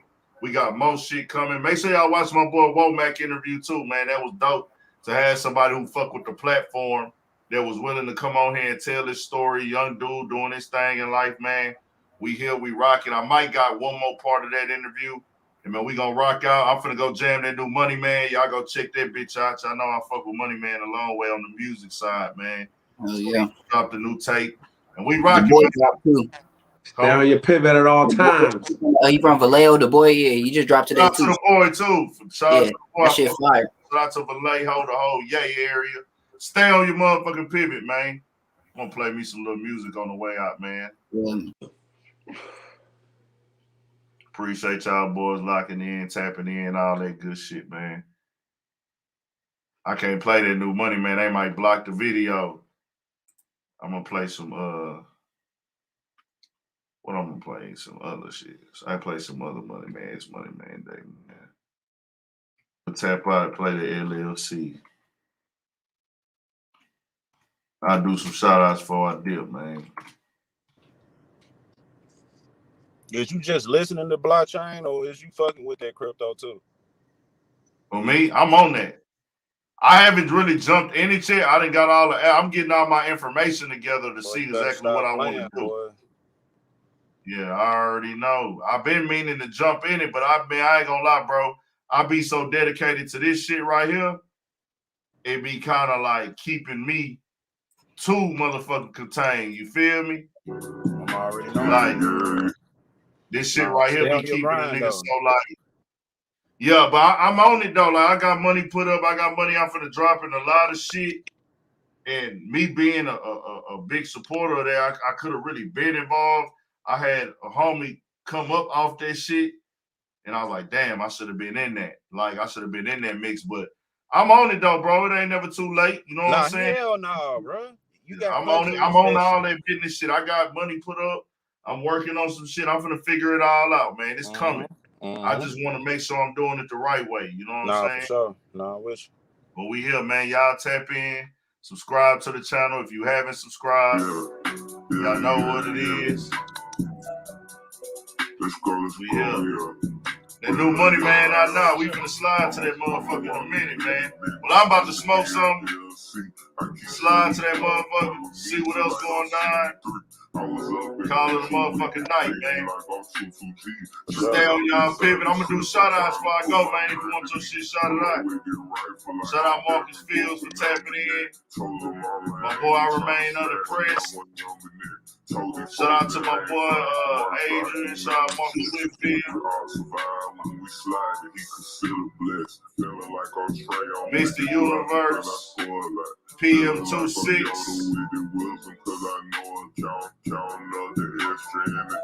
Molly. Everybody in this motherfucker, man. Think about my safety, so I bulletproof the SUV, the AP. Inside the clutch, I like some LEDs. I know some niggas who learn how to shoot, you learn to read. All that money got me by land, it got me by the D's. Choose for 2 weeks, I need the class, feel like my soul corrupted. All these players. Shout out to my boy, man. Appreciate the donation. Right now, yeah, I'm in it. Fucking catch you, hear that motor purr. This week I'm a twist up off the car. You smell this how it burn. My lady got a bid and now she earn it. She keep buying purses. We on strong and drug out here in natural. We not doing purchase. All I do is hit you like I'm savage. We not doing verbal. All my nigga love. That shit go hard, bro. We just do the circles. Put him on the crib, it was cheap, but he ain't wanna listen. Put him on the money, he was broke, but he ain't wanna fix it. Put him on the front like he was scared, he ain't wanna risk it. It's a competition where I'm from, who gon' be the rich? Blockchain. It's It's called blockchain. Play with me just like I'm CP3. I was up in Bushel, we get blicky. Blockchain. Tripping out this cyber shit, so I'm trying to put my mind at ease. Pull up with it rifle like I'm Devin Booker, number net. Told her mama I ain't even trying to smash y'all. I want nothing but it. Told these folks that I ain't flying commercial. I just know the jets a penny hard survive when we slide. They consider blessed. But shit, son, go get that new money, man. Okay, we'll get one more. Y'all still rocking. We'll do one more. I ain't tripping. Do that Grass Valley. Man, shout out to Pee Wee Longway, man. I think they forgot about Longway riding this motherfucker, man. No bullshit. I was jamming that Longway the other day. Nigga, I'm up just going through all that shit that nigga had. That nigga Longway a motherfucker. That boy got hits, man. Niggas don't even know. That nigga got that shit, man. Cornmeal. Y'all go tap into that blockchain, man. That bitch going down. No more releasing. 14 in this city, decent. Got y'all here for a hand, and now with your recent, I'm down in Red Valley, got a lot on the pallet. I'm finna sure running, got CO2 bitch, I'm finna extracted. My girl looking sexy, she got me distracted, so I said the package got wolves and west. Got OGs and councils, I need me a crowd in the council. I'm thinking shit, jump out the phone for she movie. Play steady ringing in. White boy with dollars and beats that he thinking the brain is Cause I gotta see the shit.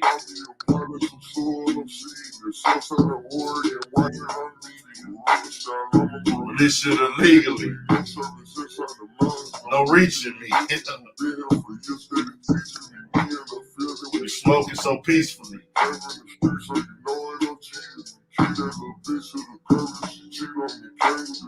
In fact, I got 3 on me. They tryna hinder my growth to success. She tryna lay down at night and have sex. My bedroom a pool cause she overly wet. Trapping all night, baby, flood to protect. Trapping all night, baby, flood the AP. To the trap, I ain't missing the beat. Like I'm swimming in the streets. I might turn down the free. Got me very fatigued. Shit that you wouldn't believe. You handle my lifestyle, I know you should leave. Behind me, I'm still gonna achieve. Cause I know my little sister depending on me. And I know my little children depending on me. Whether rap work or not, I'ma swipe some CCs. Turn up their nose. Let me turn on my phone. Like, let me get in the zone.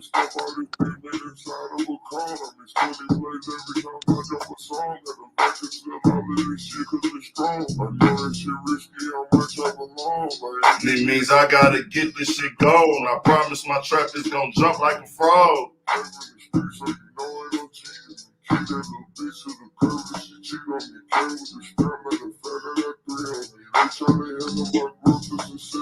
She tryna lay down at night and have sex. My bedroom a pool cause she overly wet. They made me flood to protect. Trapping all night made me flood the AP. Alright, man, I'm finna tap out, man. Y'all boys stay up. Y'all have a good night. Call something, smoke something, you know. Fuck something, do what you do, nigga. For shit show, make sure y'all subscribe to the channel, man.